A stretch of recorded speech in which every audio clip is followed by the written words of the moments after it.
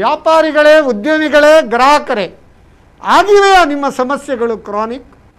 ಆಗಬೇಡಿ ಯಾವತ್ತೂ ಪ್ಯಾನಿಕ್. ಇದು ನಮ್ಮ ಕುಡ್ಲ ಬಿಸ್ನೆಸ್ ಕ್ಲಿನಿಕ್. ಇಲ್ಲಿದೆ ಕರ್ನಾಟಕ ಬ್ಯಾಂಕ್ ಬಿಸ್ನೆಸ್ ಟಾನಿಕ್. ನಾನು CASS ನಾಯಕ್.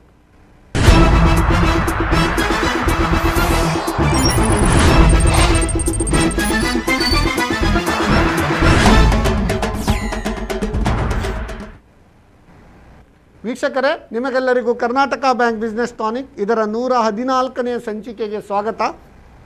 ಇಂದಿನ ವಿಷಯ financial planning and financial discipline in business.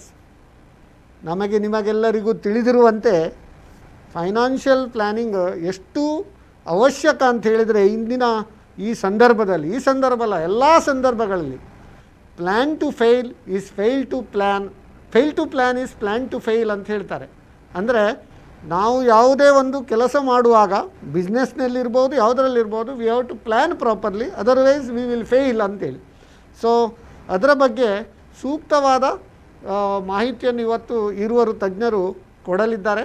ಅದರ ಮುಂಚೆ ಇಂದು ವರ್ಲ್ಡ್ ಲಾಫ್ಟರ್ ಡೇ, ಅಂದರೆ ನಮ್ಮ ಇಡೀ ಪ್ರಪಂಚದಾದ್ಯಂತ ಇವತ್ತು ವರ್ಲ್ಡ್ ಲಾಫ್ಟರ್ ಡೇ ಅನ್ನು ನಾವು ಆಚರಿಸ್ತಾ ಇದ್ದೇವೆ.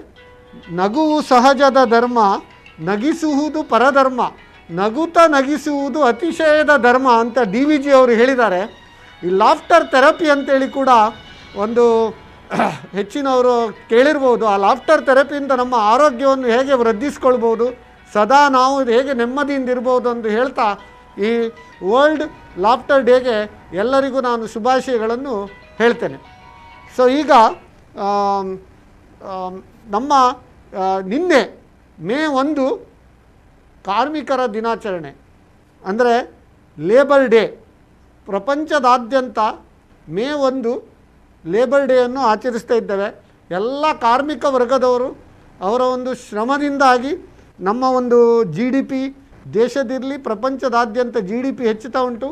ಈ MSME ವಲಯಕ್ಕೆ ಕೂಡ ಈ ಲೇಬರ್ನವರ ಕಾಂಟ್ರಿಬ್ಯೂಷನ್ ಈಸ್ ವೆರಿ ಪ್ರಾಮಿನೆಂಟ್ ಅಂತ ಹೇಳ್ತಾ ಎಲ್ಲ ಶ್ರಮಿಕ ವರ್ಗದವರಿಗೆ, ಎಲ್ಲ ಲೇಬರ್ಸ್ ಅವರಿಗೆ, ಎಲ್ಲ ಶ್ರಮಿಕರಿಗೆ ನಮ್ಮ ಈ ಹ್ಯಾಪಿ ಲೇಬರ್ ಡೇ ಅಂತ ಹೇಳ್ತಾ ನಮ್ಮ ಕಾರ್ಯಕ್ರಮವನ್ನು ನಾವು ಮುಂದುವರಿಸ್ತೇವೆ. ಇಂದಿನ ವಿಷಯ financial planning and discipline in business. ನಾನು ಈಗಾಗಲೇ ಹೇಳಿದಂತೆ ಈಗ ಪ್ಲ್ಯಾನಿಂಗ್ ಬಗ್ಗೆ ಯಾವ ರೀತಿ ನಾವು ಬಿಸ್ನೆಸ್ನವರು ಪ್ಲ್ಯಾನ್ ಮಾಡಬೇಕು. If they don't plan properly, how there can be failure. There are many success stories and there are some failure stories also.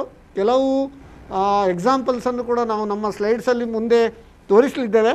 ಅದರ ಮುಂಚೆ ಇಂದು ನಮ್ಮೊಂದಿಗಿದ್ದಾರೆ ಈರುವರು ಎಕ್ಸ್ಪರ್ಟ್ಸ್. ಪ್ರಪ್ರಥಮವಾಗಿ CAK ಉಲ್ಲಾಸ್ ಕಾಮತ್ ಇವರ ಬಗ್ಗೆ ನಾನು ಪರಿಚಯ ಮಾಡಿಕೊಡುವ ಅಗತ್ಯ ಇಲ್ಲ. ಯಾಕಂದರೆ ಇವರ ಬಗ್ಗೆ ತಿಳಿಯದವರು ನಮ್ಮ ಇಡೀ ಕರ್ನಾಟಕದಾದ್ಯಂತ, ನಮ್ಮ ದೇಶದಾದ್ಯಂತ ಇಲ್ಲ ಅಂಥೇಳಿ ನನ್ನ ಭಾವನೆ. ಆದರೂ ಸಂಕ್ಷಿಪ್ತವಾಗಿ ಒಂದು ಪರಿಚಯ. CAK ಉಲ್ಲಾಸ್ ಕಾಮತ್ ಇವರು ಹುಟ್ಟಿದ್ದು ಶಿವಮೊಗ್ಗ, ಬೆಳೆದದ್ದು ಮೈಸೂರು. ಈಗ ತಮ್ಮ ಕಾರ್ಯಕ್ಷೇತ್ರವನ್ನು ಬೆಂಗಳೂರಿನಲ್ಲಿ ವಿಸ್ತರಿಸಿಕೊಂಡು ನಮ್ಮ ಇಡೀ ದೇಶದಾದ್ಯಂತ, ಪ್ರಪಂಚದಾದ್ಯಂತ ಅವರನ್ನು ಒಂದು ಅಪಾರ ಅನುಭವವನ್ನು ಜನರಿಗೆ ಹಂಚಿಕೊಳ್ತಾ ಇದ್ದಾರೆ ಅಂತ ಹೇಳಲಿಕ್ಕೆ ಬಹಳ ಒಂದು ಸಂತೋಷ ಆಗ್ತದೆ. ಅವರ qualification MCom, LLB, FCA, ACS, MSc from London school of economics. ಈಗ ಪ್ರಸ್ತುತ ಅವರು joint managing director of Jyothi laboratories limited ಅಂತ ಹೇಳಲಿಕ್ಕೆ ಬಹಳ ಒಂದು ಸಂತೋಷ ಆಗ್ತದೆ. Is responsible for business development, new projects, sales, financial management. He has more than 25 years of rich experience as a chartered accountant. ಅದೇ ರೀತಿ ಇಂಡಸ್ಟ್ರಿಯಲ್ಲಿ ಕೂಡ ಅವರು 25 ವರ್ಷದ ಅಪಾರ ಅನುಭವ ಹೊಂದಿದ್ದಾರೆ ಅಂತ ಹೇಳಲಿಕ್ಕೆ ಬಹಳ ಒಂದು ಸಂತೋಷ ಆಗ್ತದೆ. ಮತ್ತು mister Kamath, he has been driving force for transforming a sole proprietary concern to a multi-brand FMCG corporate with key brands like Ujala, Maxo, Exo, Prill, Hanko, Margo, Mr. White, Chuck, Neem and Maya. Under his leadership, Jyoti Laboratories had a successful IPO offering in the year 2007 and he is also instrumental in acquisition of Henkel AG's India operations in 2011, and he has helped to elevate JT Labs to a 10-brand FMCG company. Presently, the company is having a market cap of 6,000 crores ಅಂತ ಹೇಳಲಿಕ್ಕೆ ಬಹಳ ಒಂದು ಸಂತೋಷ ಆಗ್ತದೆ. ಇವರು independent director of V-Guard industries Cochin, chairman of FICCI Karnataka state council, ಅದೇ ರೀತಿ co chair person of FICCI startup committee New Delhi ಅಂತ ಹೇಳಲಿಕ್ಕೆ ಬಹಳ ಒಂದು ಸಂತೋಷ ಆಗ್ತದೆ. ಇವ್ರದ್ದು ಅವಾರ್ಡ್ಸ್ ಆ್ಯಂಡ್ ಎಕೊಲರ್ಡ್ಸ್ ತುಂಬ ಇದೆ, ಆದರೂ I will mention only few of them. All India CA business achiever award SME category 2008 instituted by the institute of chartered accountants of India. ಅದೇ ರೀತಿ is the winner of CNBC awards 2018 best CEO award in FMCG category ಅಂತ ಹೇಳಲಿಕ್ಕೆ ಬಹಳ ಒಂದು ಸಂತೋಷ ಆಗ್ತದೆ. He is a man with a vision, man with a mission, and man with a action. He is a friend, philosopher, guide, and inspirer and mentor for many MSME entrepreneurs ಇರ್ಬೋದು, many startups, and as well as many entrepreneurs, many corporates, as well as engineering and management students who are aspiring to become entrepreneurs ಅಂತ ಹೇಳಲಿಕ್ಕೆ ಬಹಳ ಒಂದು ಸಂತೋಷ ಆಗ್ತದೆ. ಅದೇ ರೀತಿ ಇವರ ಬಗ್ಗೆ ಸಂಕ್ಷಿಪ್ತವಾಗಿ ಹೇಳೋದಂದರೆ ಉಲ್ಲಾಸಂ ಕರೋತೀತಿ ಉಲ್ಲಾಸಃ, ಅಂದರೆ to inspire is great, to be inspired is incredible.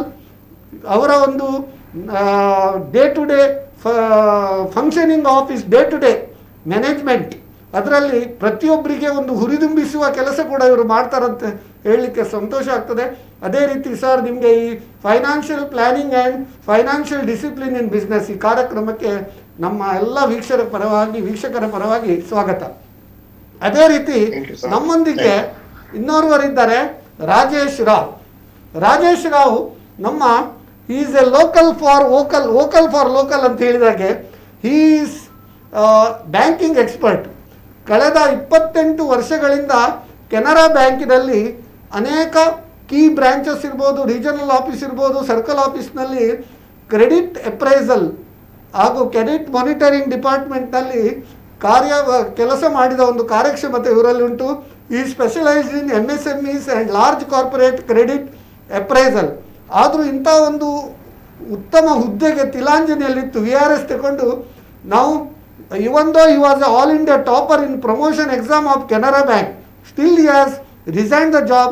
ಪ್ರಸ್ತುತಃ MSME ಎಂಟರ್ಪ್ರನರಿಗೆ ಉಚಿತವಾಗಿ ಕನ್ಸಲ್ಟೆನ್ಸಿ ಮಾಡ್ತಾ ಇದ್ದಾರೆ ಅಂತ ಹೇಳಲಿಕ್ಕೆ ಬಹಳ ಒಂದು ಸಂತೋಷ ಆಗ್ತದೆ. ಇವರು ಹಲವಾರು ಪತ್ರಗಳನ್ನು ನಮ್ಮ ಪ್ರಧಾನಮಂತ್ರಿ ನರೇಂದ್ರ ಮೋದಿ ಅವರಿಗೆ ಇಕೊನಾಮಿ ಬಗ್ಗೆ ಇರ್ಬೋದು, ಪಾಲಿಟಿ ಬಗ್ಗೆ ಇರ್ಬೋದು, ಸಾಮಾಜಿಕ ಸುಧಾರಣೆ ಬಗ್ಗೆ ಇರ್ಬೋದು, ಕರೆಂಟ್ ಅಫೇರ್ಸ್ ಬಗ್ಗೆ ಆಗಿರ್ಬೋದು, ಇಕೊನಾಮಿಕ್ಸ್ ಬಗ್ಗೆ ಆಗಿರ್ಬೋದು, ಅಥವಾ ಫಾರಿನ್ ಪಾಲಿಸಿ ಬಗ್ಗೆ ಆಗಿರ್ಬೋದು, ಅನೇಕ ಒಂದು ಪತ್ರವನ್ನು ಬರೆದ ಕೀರ್ತಿ ಇವರಿಗೆ ಸಲ್ತದೆ. ಅದೇ ರೀತಿ ನಮ್ಮ ಬಿಸ್ನೆಸ್ ಟಾನಿಕ್ ಕಾರ್ಯಕ್ರಮದಲ್ಲಿ ಹಲವಾರು ಬಾರಿ ಭಾಗವಹಿಸಿ ತಮ್ಮ ಅಪಾರ ಅನುಭವವನ್ನು ನಮ್ಮ ವೀಕ್ಷಕರೊಂದಿಗೆ ಹಂಚಿದ್ದಾರೆ ಅಂತ ಹೇಳಲಿಕ್ಕೆ ಬಹಳ ಸಂತೋಷ ಆಗ್ತದೆ. ರಾಜೇಶ್ ಅವರದ್ದು ಬಗ್ಗೆ ಹೇಳುವುದೇನೆಂದರೆ, ರಾಜಾನಾಂ ಈಶಃ ರಾಜೇಶಃ, ಅಂದರೆ ಕಿಂಗ್ ಆಫ್ ಕಿಂಗ್ಸ್ ಅಂತೇಳಿ. ಅಂದರೆ ಪುಷ್ಪಗಳ ರಾಜ ಗುಲಾಬಿ, ಹಣ್ಣುಗಳ ರಾಜ ಮಾವು, ಪಕ್ಷಿಗಳ ರಾಜ ಗರುಡ, ಋತುಗಳ ರಾಜ ವಸಂತ, ಅದೇ ರೀತಿ ರಾಜರ ರಾಜ ರಾಜೇಶ ಅಂತ ಹೇಳ್ತಾ, ರಾಜೇಶ್ ರಾವ್ ನಿಮಗೆ ಈ ಕಾರ್ಯಕ್ರಮಕ್ಕೆ ಸ್ವಾಗತ. ಈಗ ನಾನು ಈಗಾಗಲೇ ಹೇಳಿದಂತೆ ಪ್ಲ್ಯಾನಿಂಗ್ ಬಗ್ಗೆ, ಯಾಕೆ ನಾವು ಪ್ಲ್ಯಾನಿಂಗ್ ಮಾಡಬೇಕು, ಪ್ಲ್ಯಾನ್ ಮಾಡದಿದ್ರೆ ಏನಾಗ್ತದೆ ಅದರ ಬಗ್ಗೆ ಒಂದು ಹೇಳ್ತೇನೆ. ಅಬ್ರಹಾಂ ಲಿಂಕನ್ ಹೇಳ್ತಾರೆ, if I had 8 hours to chop down a tree, I would spend 6 hours sharpening my axe ಅಂತೇಳಿ. ಅಂದರೆ if you don't properly plan what you want to do, you end up in, ಇದೇನು ಹೇಳ್ತಾರೆ, ಗುರಿ ಇಲ್ಲದೆ ನೀವು ಒಂದು ಪ್ರಯಾಣ ಮಾಡಿದಾಗ ಆಗ್ತದೆ. ಯಾವ ಸೈಡಲ್ಲಿ ಹೋಗ್ತೀರಿ, ನಿಮ್ಮ ಡೆಸ್ಟಿನೇಷನ್ ಏನು, ಎಷ್ಟು ಟೈಮ್ ತಾಗ್ತದೆ, ಅದರ ಬಗ್ಗೆ ಕೂಡ ನಾವು ಗುತ್ತುಗರಿ ಇಲ್ಲದೆ ಒಟ್ರಾಸಿ ಒಂದು ಹೋದಾಗ ಆಗ್ತದೆ. ಅದೇ ರೀತಿ 1 person with a vision is equivalent to 1000 persons with ideas only ಅಂತ ಹೇಳ್ತಾರೆ. So only ideas it will not help for growth, ideas should be executed. So ಆದ್ದರಿಂದ 1 person with a vision is equivalent to 1000 persons with ideas only. Every minute you spend in planning saves 10 minutes in execution ಅಂತ ಹೇಳ್ತಾರೆ. So ಆದ್ದರಿಂದ planning and ಅದರದ್ದು implementation both are very important. ಇವತ್ತಿನ ಈ ಕಾರ್ಯಕ್ರಮ planning and discipline in business. Sir Ullas ಕಾಮತ್ರವರೇ, ಈಗ planning and execution ಎರಡರಲ್ಲಿ ನೀವು ಎಕ್ಸ್ಪರ್ಟ್. ಈಗ ಪ್ಲ್ಯಾನಿಂಗ್ ಯಾಕೆ ನಾವು ಭಾರಿ ಇಂಪಾರ್ಟೆಂಟ್? ಈಗ ಯಾವುದಾದ್ರೂ ಬಿಸ್ನೆಸ್ ಪ್ರಾರಂಭ ಮಾಡುವವರಿಗೆ ಅಥವಾ ಬಿಸ್ನೆಸ್ ಆಲ್ರೆಡಿ ಇದ್ದವರಿಗೆ ಎಕ್ಸ್ಪಾನ್ಷನಿಗೆ ಹೋಗುವಾಗ ಅಥವಾ ಸ್ಟಾರ್ಟಪ್ನವರಿಗೆ ಯಾವ ರೀತಿಯೆಲ್ಲ ಪ್ಲ್ಯಾನಿಂಗ್ ಅಗತ್ಯ ಉಂಟಂತ ಒಂದು ಬ್ರೀಫ್ ಮಾಡ್ಬೋದಾ? Thank you sir. ಎಲ್ಲರಿಗೂ ಗುಡ್ ಮಾರ್ನಿಂಗ್.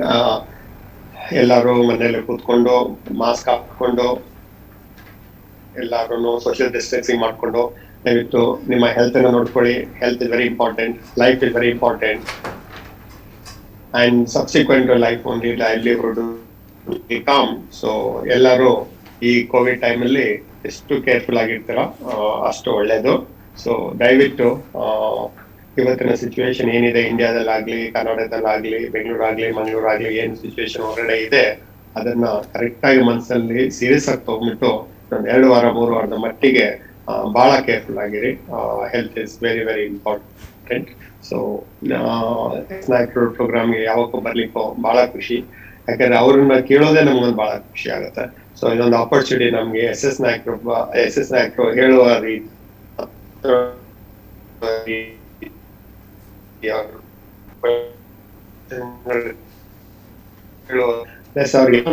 ಮಾಡೋದು ಅಷ್ಟೇ. Otherwise, Mike is a wonderful person. He understands the financial planning and the discipline much more than anybody else. ನಾಯಕನೇ ಹೇಳಿದ ಪ್ರಕಾರ ಫೈನಾನ್ಷಿಯಲ್ ಪ್ಲಾನಿಂಗು ಬಿಸ್ನೆಸ್ ಅಲ್ಲಿ ಫೈನಾನ್ಷಿಯಲ್ ಪ್ಲಾನಿಂಗ್ ಇಲ್ಲದೇನೆ ಯಾರಾದ್ರೂ ಬಿಸ್ನೆಸ್ ಮಾಡ್ತಾರಂತ ಹೇಳಿದ್ರೆ ದೇವರು ಸಹ ಅವ್ರಿಗೆ ಹೆಲ್ಪ್ ಮಾಡ್ಲಿಕ್ಕೆ ಆಗ್ಲಿಕ್ಕಿಲ್ಲ. ಅವ್ರು ಎಷ್ಟು ಸಲ ದೇವಸ್ಥಾನಕ್ಕೆ ಹೋದ್ರು ಸಹ ಅದರಲ್ಲಿ ಏನೂ ಪ್ರಯೋಜನ ಇಲ್ಲ. ಅಲ್ಲಿ ಕಾಣಿಕೆ ದುಡ್ಡು ಹಾಕ್ಬೋದೇ ವಿನಃ ಬಿಸ್ನೆಸ್ ಅಲ್ಲಿ ವೃದ್ಧಿ ಆಗ್ಲಿಕ್ಕೆ ಚಾನ್ಸ್ ಇಲ್ಲ. ಫೈನಾನ್ಷಿಯಲ್ ಪ್ಲಾನಿಂಗ್ ಅಂತ ಹೇಳಿದ್ರೆ ನೀವು ಒಂದು ಗಾಡಿ ಓಡಿಸ್ತೀರಾ, ಒಂದು ಕಾರ್ ಓಡಿಸ್ತೀರಾ, ಬೈಕ್ ಓಡಿಸ್ತೀರಾ, ಪೆಟ್ರೋಲ್ ಎಷ್ಟಿಲ್ಲ ಅಂತ ಯಾರಾದ್ರೂ ಇಲ್ಲ ನಾನು ತಗೊಂಡೋಗ್ತೀನಿ ಅಂತ ಹೇಳಿದ್ರೆ ಅದು ಎಷ್ಟು ತಪ್ಪೋ ಅಷ್ಟೇ ತಪ್ಪು. ಫೈನಾನ್ಷಿಯಲ್ ಡಿಸಿಪ್ಲಿನ್ ಇಲ್ದೇನೆ ಒಬ್ರು ಬಿಸ್ನೆಸ್ ಮಾಡ್ತಾರೆ ಅಂತ ಹೇಳ್ಕೊಂಡು. ಏನು ಫೈನಾನ್ಷಿಯಲ್ ಪ್ಲಾನಿಂಗ್ ಅಂತ ಹೇಳಿದ್ರೆ ನಮ್ಮ ಮನಸ್ಸಲ್ಲಿ ಏನಿದೆ, ಈ ತಿಂಗಳಲ್ಲಿ ನಾವ್ ಏನ್ ಮಾಡ್ಬೇಕು, ಈ ಕ್ವಾರ್ಟರ್ ಮಾಡ್ಬೇಕು, ಈ ವರ್ಷದಲ್ಲಿ ಏನ್ ಮಾಡ್ಬೇಕು, ನೆಕ್ಸ್ಟ್ ಇಯರ್ ಏನ್ ಮಾಡ್ಬೇಕು, ಇನ್ನು 5 ವರ್ಷದಲ್ಲಿ ಏನ್ ಮಾಡ್ಬೇಕು, ಇನ್ನು 10 ವರ್ಷ ಏನಿದೆ ಅದನ್ನ ಕರೆಕ್ಟ್ ಆಗಿ ಕೂತ್ಕೊಂಡು ಯೋಚನೆ ಮಾಡ್ಬೇಕು. ಯೋಚನೆ ಮಾಡಿದ್ಮೇಲೆ ನಿಮ್ಗೆ ಯಾವ ತರ ಯೋಚನೆ ಇದೆ ಅದನ್ನ ನೀವು ಪೇಪರ್ ಬರೀಬೇಕು.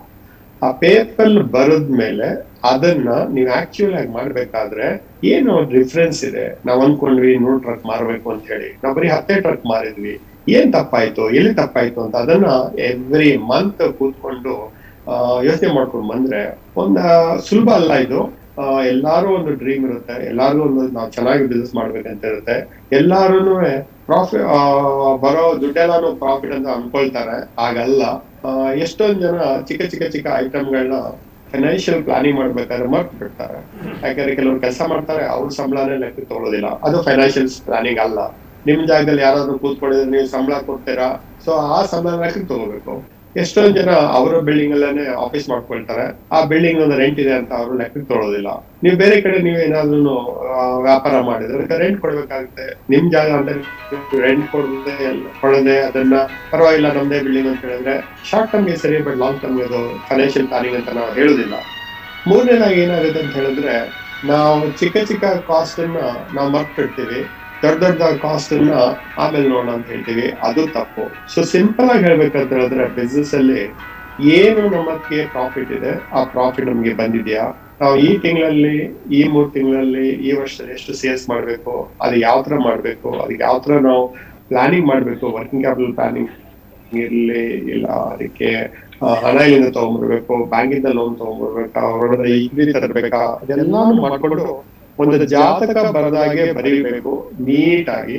ಈ ಬಿಸ್ನೆಸ್ ಈ ವರ್ಷದಲ್ಲಿ ಈ ತರ ನಾವು ನಡೆಸ್ಕೊಂಡು ಹೋಗ್ತೀವಿ ಅಂತ ಹೇಳಿ. ಸಾಮಾನ್ಯವಾಗಿ ಒಳ್ಳೆ ಪ್ಲಾನಿಂಗ್ ಇದ್ರೆ 95% ಆಕ್ಯುರಸಿ ಬಂದ್ಬಿಡುತ್ತೆ. ಅದಕ್ಕಿಂತ ಜಾಸ್ತಿ ಬರೋದು ಬಹಳ ಕಷ್ಟ ಇದೆ. ಸೊ 95% accuracy ನಿಮಗೆ ಸಿಕ್ತು ಅಂತ ಹೇಳಿದ್ರೆ you are in a wonderful position. So ಈ ವರ್ಷದ ಏನು ವೇರಿಯೇಷನ್ ಇದೆ ಅದನ್ನ ನೆಕ್ಸ್ಟ್ ಇಯರ್ ಅಡ್ಜಸ್ಟ್ ಮಾಡ್ಕೊಳ್ಳಿ. Next year variation next year adjust ಮಾಡ್ಕೊಳ್ಳಿ. ಹಾಗೆ ಓವರ್ ಆಲ್ ಫಾರ್ 5-10 years ನಿಮಗೆ ಕಂಪ್ಲೀಟ್ ಕಂಟ್ರೋಲ್ ಸಿಗುತ್ತೆ. ಬಿಸ್ನೆಸ್ ಮೇಲಾಗ್ಲಿ, ಫೈನಾನ್ಸ್ ಮೇಲಾಗ್ಲಿ, ಇಲ್ಲ ನಿಮ್ಮ ಒಂದು P&L ಆಗ್ಲಿ, ಬ್ಯಾಲೆನ್ಸ್ ಶೀಟ್ ಆಗ್ಲಿ ನಿಮಗೆ ಕಂಟ್ರೋಲ್ ಬರುತ್ತೆ. ಅಂಡ್ ದಯವಿಟ್ಟು ಅನ್ಕೊಳ್ಳಿ, ಏನೇ ನೀವು ವ್ಯಾಪಾರ ಮಾಡಿದ್ರು ಅದಕ್ಕೆ ಟ್ಯಾಕ್ಸ್ ಕಟ್ಟಬೇಕು. ಆ ಟ್ಯಾಕ್ಸ್ ಅನ್ನ ಕರೆಕ್ಟ್ ಆಗಿ ಟೈಮಲ್ಲಿ ಕಟ್ಟಬೇಕು. ಕ್ಯಾಶ್ ಫ್ಲೋ ಪರ್ಫೆಕ್ಟ್ ಆಗಿರ್ಬೇಕು. ಅದನ್ನು ನೀವು ಪ್ಲಾನಿಂಗ್ ಸೇರಿಸ್ಕೊಳ್ಳಿ. ಯಾಕಂದ್ರೆ ನೀವೇನ್ ದುಡಿತೀರಾ ಸರ್, ಈಗ ನೀವು ಹೇಳೋದೇನಂದ್ರೆ ಎಥಿಕಲ್ ಬಿಸ್ನೆಸ್ ಮಾಡಬೇಕು ಅಂತ ಅಲ್ವಾ? ಈಗ ಒಂದು ವೀಕ್ಷಕರ ಕರೆ ಉಂಟು. ಟ್ಯಾಕ್ಸ್ ಕಟ್ಟಿದ್ರೆ ಬಿಸ್ನೆಸ್ ಮಾಡಿದ್ರೆ ನೀವು ಸೇವಾ ಕೊಡಾಗ ಹಿಂದೆ ಸರ್, ಒಂದು ವೀಕ್ಷಕರ ಕರೆ ಉಂಟು. ಹಲೋ ಹಲೋ, ಹಾ, ಯಾರು ಮಾತಾಡೋದು? ಉಮೇಶ್ ಪೈ ಮಾತಾಡೋದು, ಉಡುಪಿಯಿಂದ. ಉಮೇಶ್ ಪೈ ನಮ್ಮ MGM ಕಾಲೇಜ್ ಪ್ರೊಫೆಸರ್ ಅಲ್ವಾ? ಹೌದು ಹೌದು ಹೌದು. ನಿಮ್ಗೆ ಈ ಕಾರ್ಯಕ್ರಮಕ್ಕೆ ಸ್ವಾಗತ. ನಿಮ್ಮ ಪ್ರಶ್ನೆ ಕೇಳ್ಬಹುದಾ? ಹಾ, ಇಲ್ಲಿ ಈಗ ನಾವು ಕೋವಿಡ್ ಟೈಮಲ್ಲಿ ಪ್ಲಾನಿಂಗ್ ನಾವು ಮಾಡ್ತೇವೆ, ಫೈನಾನ್ಷಿಯಲ್ ಪ್ಲಾನಿಂಗ್ ಮಾಡ್ತೇವೆ. ಬಟ್ ನಾವು ಪ್ಲಾನಿಂಗ್ ಮಾಡಿದ ಹಾಗೆ ಎಕ್ಸಿಕ್ಯೂಷನ್ ಆಗ್ತಾ ಇಲ್ಲ ಅಂತ ಹೇಳಿದ್ರೆ ಸುಮಾರು ರೀಸನ್ ಇದೆ. ಈಗ ಕರ್ಫ್ಯೂ ಹಾಕಿರ್ತಾರೆ, ಅಥವಾ ಲಾಕ್ಡೌನ್ ಅಂತೇಳಿ ಮಾಡಿರ್ತಾರೆ. ವ್ಯಾಪಾರದವರಿಗೆ ವ್ಯಾಪಾರ ಆಗ್ತಾ ಇಲ್ಲ, ಮತ್ತೆ ಹಣ ಕೊಡುವವರಿಗೆ ಕೊಡ್ಲಿಕ್ಕೆ ಆಗ್ತಾ ಇಲ್ಲ. ಇದೆಲ್ಲ ಸಮಸ್ಯೆ ಇರುವಾಗ ಆ ಫೈನಾನ್ಷಿಯಲ್ ಡಿಸಿಪ್ಲಿನ್ ಅನ್ನ ಮೇಂಟೈನ್ ಮಾಡೋದು ಹೇಗೆ ಅಂತ. ಬಹಳ ಒಂದು ಉತ್ತಮ ಪ್ರಶ್ನೆ. ಈಗ ನೀವು ಪ್ರೊಫೆಸರ್ ಆದ್ರಿಂದ ವಿದ್ಯಾರ್ಥಿಗಳಿಗೆ ಪಾಠ ಸತ ಮಾಡದೆ ಎಕ್ಸಾಮ್ ಅಲ್ಲಿ ಪಾಸ್ ಆಗುದು ಹೇಗೆ ಅಂತ ಕೂಡ ನೀವು ಕೇಳಿದಾಗ ಆಯ್ತು ಅಲ್ವಾ? ನಮ್ಮ ರಾಜೇಶ್ ರಾವ್ ಅವರು ಅದರ ಬಗ್ಗೆ ಒಂದು ಹೇಳ್ಬೋದಾ? ಈಗ ಈ ವರ್ಷದ ಒಂದು ಕೋವಿಡ್ ಬಂದಿರೋದು ನಮಗೆ ಹಿಂದಿನ ವರ್ಷದ ಅನುಭವ ಆಗಿದೆ ಆಲ್ರೆಡಿ. ಸೊ ಹಾಗಾಗಿ ಹಿಂದಿನ ವರ್ಷದ ಅನುಭವದಿಂದ ನಾವು ಈ ವರ್ಷ ಪ್ಲಾನಿಂಗ್ ಮಾಡಬೇಕಾಗಿತ್ತು. ಅಲ್ಲ, ಹಿಂದಿನ ವರ್ಷನೇ ಹೇಳಿದ್ದಾರೆ ಸೆಕೆಂಡ್ ವೇವ್ ಬರ್ತದೆ, ಇನ್ನು ಮುಂದಕ್ಕೂ ಥರ್ಡ್ ವೇವ್ ಬರುತ್ತೆ ಅಂತಲೂ ಕೂಡ ಪ್ರಿಡಿಕ್ಷನ್ ಮಾಡ್ತಾ ಇದ್ದಾರೆ. ಸೈಂಟಿಸ್ಟ್ಗಳು ಮಾಡ್ತಾ ಇದ್ದಾರೆ, ಸಾಮಾಜಿಕ ವ್ಯಕ್ತಿಗಳು ಮಾಡ್ತಾ ಇದ್ದಾರೆ. ಸೊ ಹಾಗಾಗಿ ಈಗ ಈ ಮಹಾಮಾರಿ ಏನಂತದ್ದೊಂದು ಅದು 1 ತಿಂಗಳು 2 ತಿಂಗಳು ಬಂದು ಹೋಗುವಂತಲ್ಲ, ರಿಪೀಟ್ ಆಗ್ತಾ ಇರ್ತದೆ. Because it's a variant. ಅದು ವೈರಸ್ ವೇರಿಯೇಷನ್ ಆಗ್ತಾನೆ ಇರ್ತದೆ. ಸೊ ಮ್ಯೂಟೇಷನ್ ಆಗಿ ವೇರಿಯೇಷನ್ ಆಗಿ ವೈರಸ್ ಸ್ಪ್ರೆಡ್ ಆಗ್ತಾ ಹೋಗುತ್ತೆ, ಹೊಸ ಮ್ಯೂಟೇಷನ್ ಬರ್ತದೆ. ಹಾಗಾಗಿ ಈಗ ನಾವು ಏನು ಮಾಡುವಾಗಿಲ್ಲ, it is not a sudden thing also. ಅದು ಲಾಸ್ಟ್ ಇಯರ್ ನಾವು ಪ್ಲಾನಿಂಗ್ ಮಾಡಬೇಕಾಗಿತ್ತು, ನಾವು ಮಾಡಲಿಲ್ಲ. ಇವನ್ ಸರ್ಕಾರವು ಪ್ಲಾನಿಂಗ್ ಮಾಡಲಿಲ್ಲ, ಸರ್ಕಾರವು ಈಗ ಪ್ಲಾನಿಂಗ್ ಮಾಡಿದೇ ಕಷ್ಟಪಡ್ತಾ ಇದೆ. ಸೊ ಇದನ್ನೀಗ ನಾವು ಈಗೇನು ಮಾಡ್ಲಿಕ್ಕೆ ಆಗ್ತಲ್ಲ. We have to endure it, which you cannot suffer ಉಂಟಲ್ಲ, ಯು ಹ್ಯಾವ್ ಟು ಎಂಡ್ಯೂರ್ಡ್.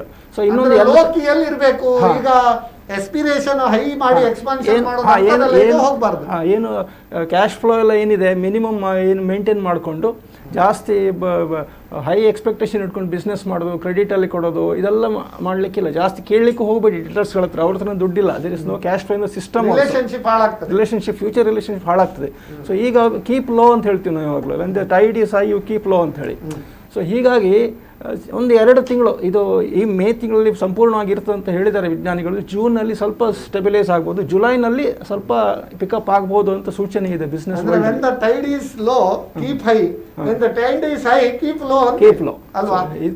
ಸರಿಯಾಗಿ ನಾವು ತಾಳಕ್ಕೆ ತಕ್ಕಂತೆ ನೀವು ಕುಡಿಬೇಕಾಗ್ತದೆ, ಪರಿಸ್ಥಿತಿಗೆ ಸರಿಯಾಗಿ ನಾವು ಜೀವನ ಮಾಡಬೇಕಾಗ್ತದೆ ಈಗ. ಓಕೆ, ಉಮೇಶ್ ಪೈ ಅವರೇ, ನಿಮ್ಮ ಪ್ರಶ್ನೆಗೆ ನಮ್ಮ ಉಲ್ಲಾಸ್ ಕಾಮತ್ರು ಕೂಡ ಸೇರಿಸ್ತಾರೆ. ಸರ್, ನಿಮ್ಮ ಒಂದು ಅಭಿಪ್ರಾಯ ಹೇಳಿ ಸರ್. ಬಹಳ ಒಳ್ಳೆ ಕ್ವಶನ್ ಉಮೇಶ್ ಪೈ ಅವ್ರದ್ದು. ಈ ಸಲ ಕೋವಿಡ್ ಇರ್ಬೋದು, ನೆಕ್ಸ್ಟ್ ಟೈಮ್ ಬೇರೆ ಯಾವ್ದಾದ್ರು ಪ್ರಾಬ್ಲಮ್ ಬರ್ಬೋದು. ಹಿಂದೆ ನಾವು ಸುನಾಮಿ ನೋಡಿದೀವಿ, ಹಿಂದೆ ನಾವು ಗುಜರಾತ್ ಅಲ್ಲಿ ನಾವು ಅರ್ಥಕ್ವೇಕ್ ನೋಡಿದೀವಿ. ಸೊ ಇದೆಲ್ಲಾನು ಅನ್ಪ್ರೆಸಿಡೆಂಟೆಡ್ ಟೈಮ್. ಇದನ್ನ ನಾವು ರಿಸ್ಕ್ ಮ್ಯಾನೇಜ್ಮೆಂಟ್ ಅಂತ ನಾವು ಹೇಳ್ತೀವಿ. ನಾವು ಆ ರಿಸ್ಕ್ ಮಿಟಿಗೇಷನ್ ಒಂದು ಪ್ರೋಗ್ರಾಮ್ ಇಟ್ಕೋಬೇಕು. ಯಾವುದೇ ಒಂದು ಬಿಸ್ನೆಸ್ ಅಲ್ಲಿ ಯಾವುದೇ ಕಾರಣಕ್ಕೆ ಒಂದು ರಿಸ್ಕ್ ಅಸೆಸ್ಮೆಂಟ್ ಅಂತ ನಾವು ಮಾಡಿ ಇಟ್ಕೋಬೇಕು. ಅದರಲ್ಲಿ ಇನ್ಶೂರೆನ್ಸ್ ಇರ್ಬೋದು, ಇಲ್ಲ ಸಕ್ಸೆಷನ್ ಪ್ಲಾನಿಂಗ್ ಇರ್ಬೋದು, ಏನ್ ಮಾಡ್ಬೇಕು, ಆ ತರದ್ದು ಒಂದು ರಿಸ್ಕ್ ಅಸೆಸ್ಮೆಂಟ್ ಅಂತ ಮಾಡಿ ಆ ರಿಸ್ಕ್ ಗೆ ಏನ್ ಮಿಟಿಗೇಷನ್ ಮಾಡ್ಬೋದು ಅಂತ ಹೇಳ್ಬಿಟ್ಟು ಪ್ಲಾನಿಂಗ್ ಮಾಡ್ಬೋದು. ಅದೇ ತರ ಇದೇ ಈಗಿನ ಸಿಚುವೇಶನ್ ನೋಡಿದ್ರೆ, ಕೋವಿಡ್ ಸಿಚುವೇಶನ್ ನೋಡಿದ್ರೆ, ನನ್ನ ಪ್ರಕಾರ ಪ್ರಾಫಿಟ್ ಲಾಸ್ ಕೊಂಡು ನೋಡೋ ಬದಲು ನೀವು ಕ್ಯಾಶ್ ಫ್ಲೋ ನೋಡ್ಕೊಂಡು ನಿಮ್ಗೆ ಬರುವ ದುಡ್ಡಲ್ಲಿ, ನಿಮ್ಗೆ ಕೊಡುವ ದುಡ್ಡಲ್ಲಿ ನಿಮ್ಗೆ ಅದು ಮ್ಯಾನೇಜ್ ಆಯ್ತು ಅಂತ ಹೇಳಿದ್ರೆ ಈ ಒಂದು ಪರ್ಟಿಕ್ಯುಲರ್ ವೇವ್ ನ ನೀವು ಕ್ರಾಸ್ ಮಾಡಬಹುದು. ಈ ಟೈಮಲ್ಲಿ ಫ್ಲೋಟ್ ಮಾಡ್ಬೇಕು ಅಂತ ಹೇಳ್ತೀವಿ ನಾವು ಸ್ವಿಮ್ ಮಾಡ್ಲಿಕ್ಕೆ ಇರೋದಿಲ್ಲ. ಯಾಕಂದ್ರೆ ಎಷ್ಟು ಎನರ್ಜಿ ನೀವು ಯೂಸ್ ಮಾಡ್ತೀರಾ ಅಷ್ಟು ನಿಮ್ಗೆ ತೊಂದರೆ ಆಗ್ತದೆ. ಸೊ ಈ ಕೋವಿಡ್ ಟೈಮಲ್ಲಿ everybody should float without extra energy and you need to float with cash flow. ಈ ತಿಂಗಳಲ್ಲಿ, ಮೇ ತಿಂಗಳಲ್ಲಿ ನಿಮ್ಗೆ ಬರುವ ದುಡ್ಡು ಮ್ಯಾನೇಜ್ ಆಯ್ತು ಅಂತ ಹೇಳಿದ್ರೆ ಜೂನ್ ನ ಪ್ಲಾನಿಂಗ್ ಮಾಡ್ಕೋಬಹುದು. ಬಟ್ ಮೇ ನಲ್ಲಿ according to me better to go with the cash flow rather than the period. ಬಹಳ ಉತ್ತಮವಾಗಿ ಹೇಳಿದ್ರಿ ಸರ್. ನಾವು it is the time to float not to swim ಅಂತ ಬಹಳ ಒಂದು ಉತ್ತಮವಾಗಿ ಜನರಿಗೆ ಅರ್ಥವಾಗುವ ಹಾಗೆ ಹೇಳಿದಿರಿ. ಈಗ ರಾಜೇಶ್ ರಾವ್ ಅವರೇ, ಈಗ ಹೆಚ್ಚಿನವ್ರದ್ದು ಪ್ರಾಬ್ಲಮ್ ಏನಂದರೆ, ಏನಾದರೂ ಪ್ರಾಬ್ಲಮ್ ಆದ ಕೂಡಲೇ ಸರಕಾರವನ್ನು ದೂರುದು ಅಥವಾ ಬ್ಯಾಂಕನ್ನು ದೂರುದು ಅಥವಾ ಏನಾದರೂ ಪರಿಸ್ಥಿತಿಯನ್ನು, ಕಾನೂನನ್ನು ದೂರುದು. ಅದು ಸರಿ ಇಲ್ಲ, ಇದು ಸರಿ ಇಲ್ಲ, ಇನ್ನೊಂದು ಸರಿ ಇಲ್ಲ ಅಂತೇಳಿ. ಈಗ banking point of view customers ಏನೆಲ್ಲ ರೀತಿಯಲ್ಲಿ ಪ್ರಿಪೇರ್ ಆಗಬೇಕಾಗ್ತದೆ? ಎಲ್ಲ ಪರಿಸ್ಥಿತಿ, ಕೋವಿಡ್ ಪರಿಸ್ಥಿತಿ ನಾವು ಈಗ ಬಂದದಷ್ಟೇ, ಬಟ್ ಎಲ್ಲ ಪರಿಸ್ಥಿತಿಯಲ್ಲಿ ಯಾವ ರೀತಿಯಲ್ಲಿ ಅವರು ಪ್ಲ್ಯಾನಿಂಗ್ ಮಾಡಬೇಕು ಬ್ಯಾಂಕಿಂಗ್ ಪ್ರಕಾರ ಅನ್ನೋದು. ಈಗ ಈ ಪ್ಲ್ಯಾನಿಂಗ್ ಬಗ್ಗೆ ಒಂದು ಸ್ವಲ್ಪ ಸಣ್ಣ ಡೆಫಿನಿಷನ್ ಕೊಡ್ತೇನೆ, ಪ್ಲ್ಯಾನಿಂಗ್ ಅಂದರೆ ಏನು ಅಂತೇಳಿ. ಸೊ ಪ್ಲ್ಯಾನಿಂಗ್ ಅಂತ ಹೇಳಿದರೆ it is a mixture of past, present and future. So every planning will be based on the past history or the past track record either of the individual business or the industry as a hole.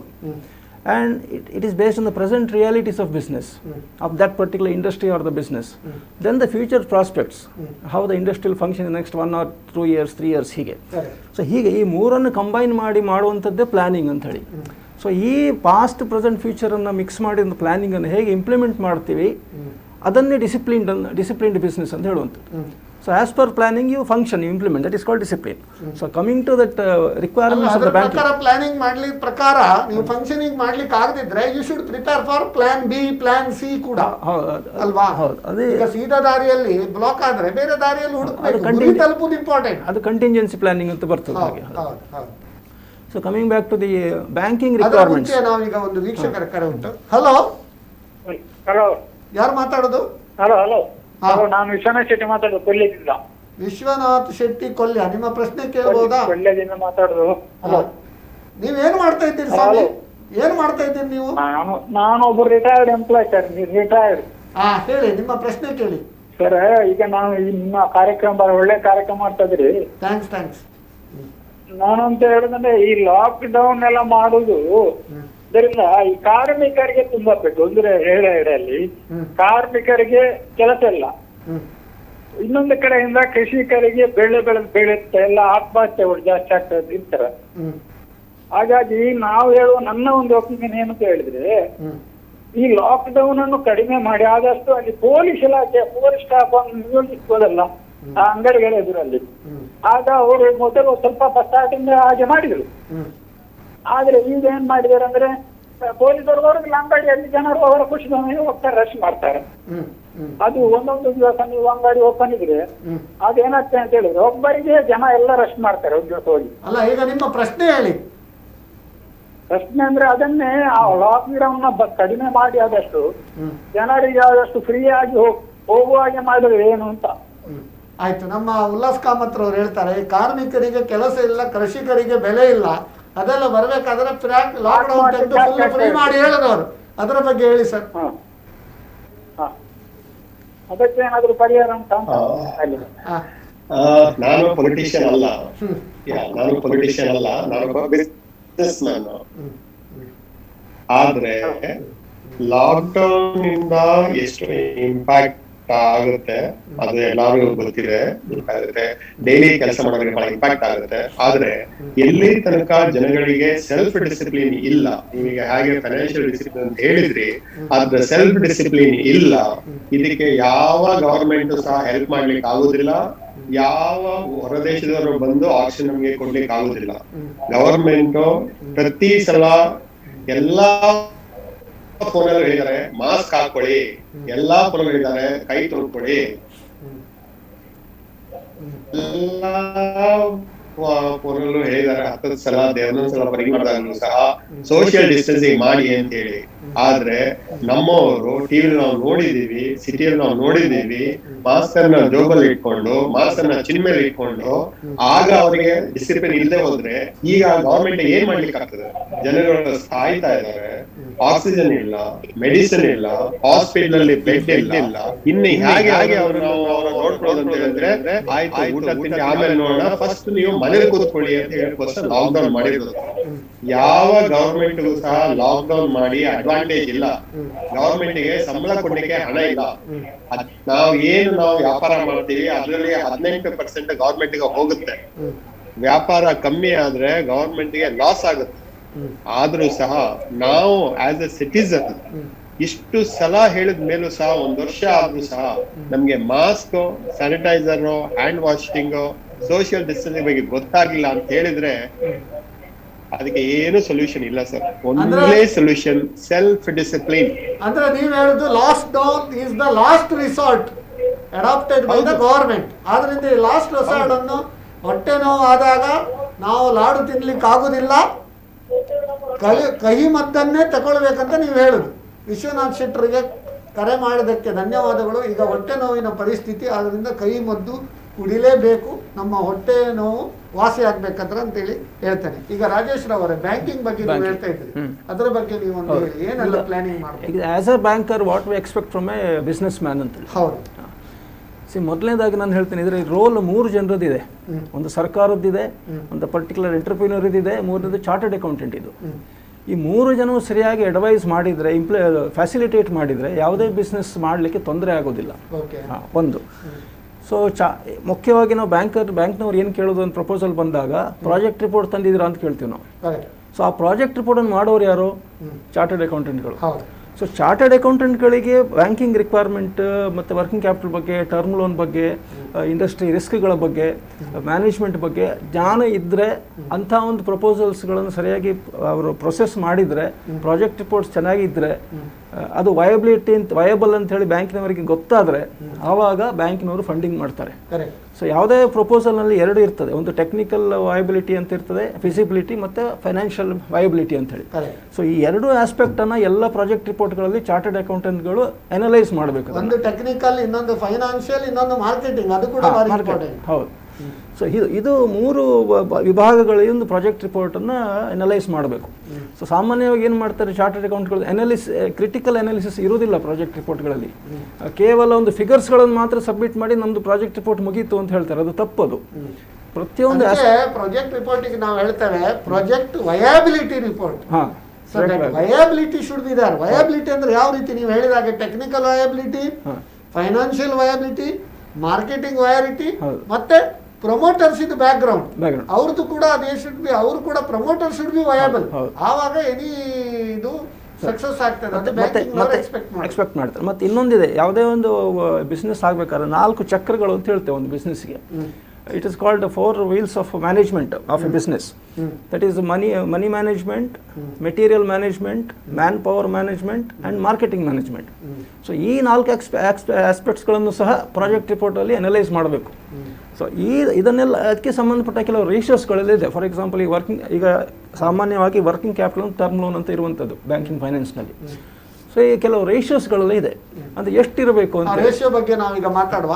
Sir, ಈಗ ಉಲ್ಲಾಸ್ ಕಾಮತ್ ಅವರೇ, there are 4 wheels in business ಅಂತ ಹೇಳಿದ್ರು ಈಗ ನಮ್ಮ ರಾಜೇಶ್ ರಾವ್ ಅವರು. Money, materials, man power and marketing. ನೀವು ಯಾವ ರೀತಿಯಲ್ಲಿ ಇದನ್ನು ನಿಭಾಯಿಸ್ಕೊಂಡು ಬಂದಿದ್ರಿ, ಹೇಗೆ ಪ್ಲ್ಯಾನ್ ಮಾಡ್ತಾ ಇದ್ದೀರಿ, ಅದರಲ್ಲಿ ಯಾವ ರೀತಿ ನಾವು ಡಿಸಿಪ್ಲಿನ್ ತರ್ಬೋದು, ಅದರ ಬಗ್ಗೆ ಹೇಳ್ಬೋದಾ?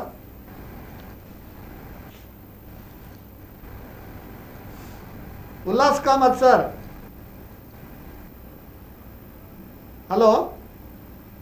ಮನಿ, materials, man power and marketing. ಕೇಳಿಸ್ತಾ ಇಲ್ವಾ?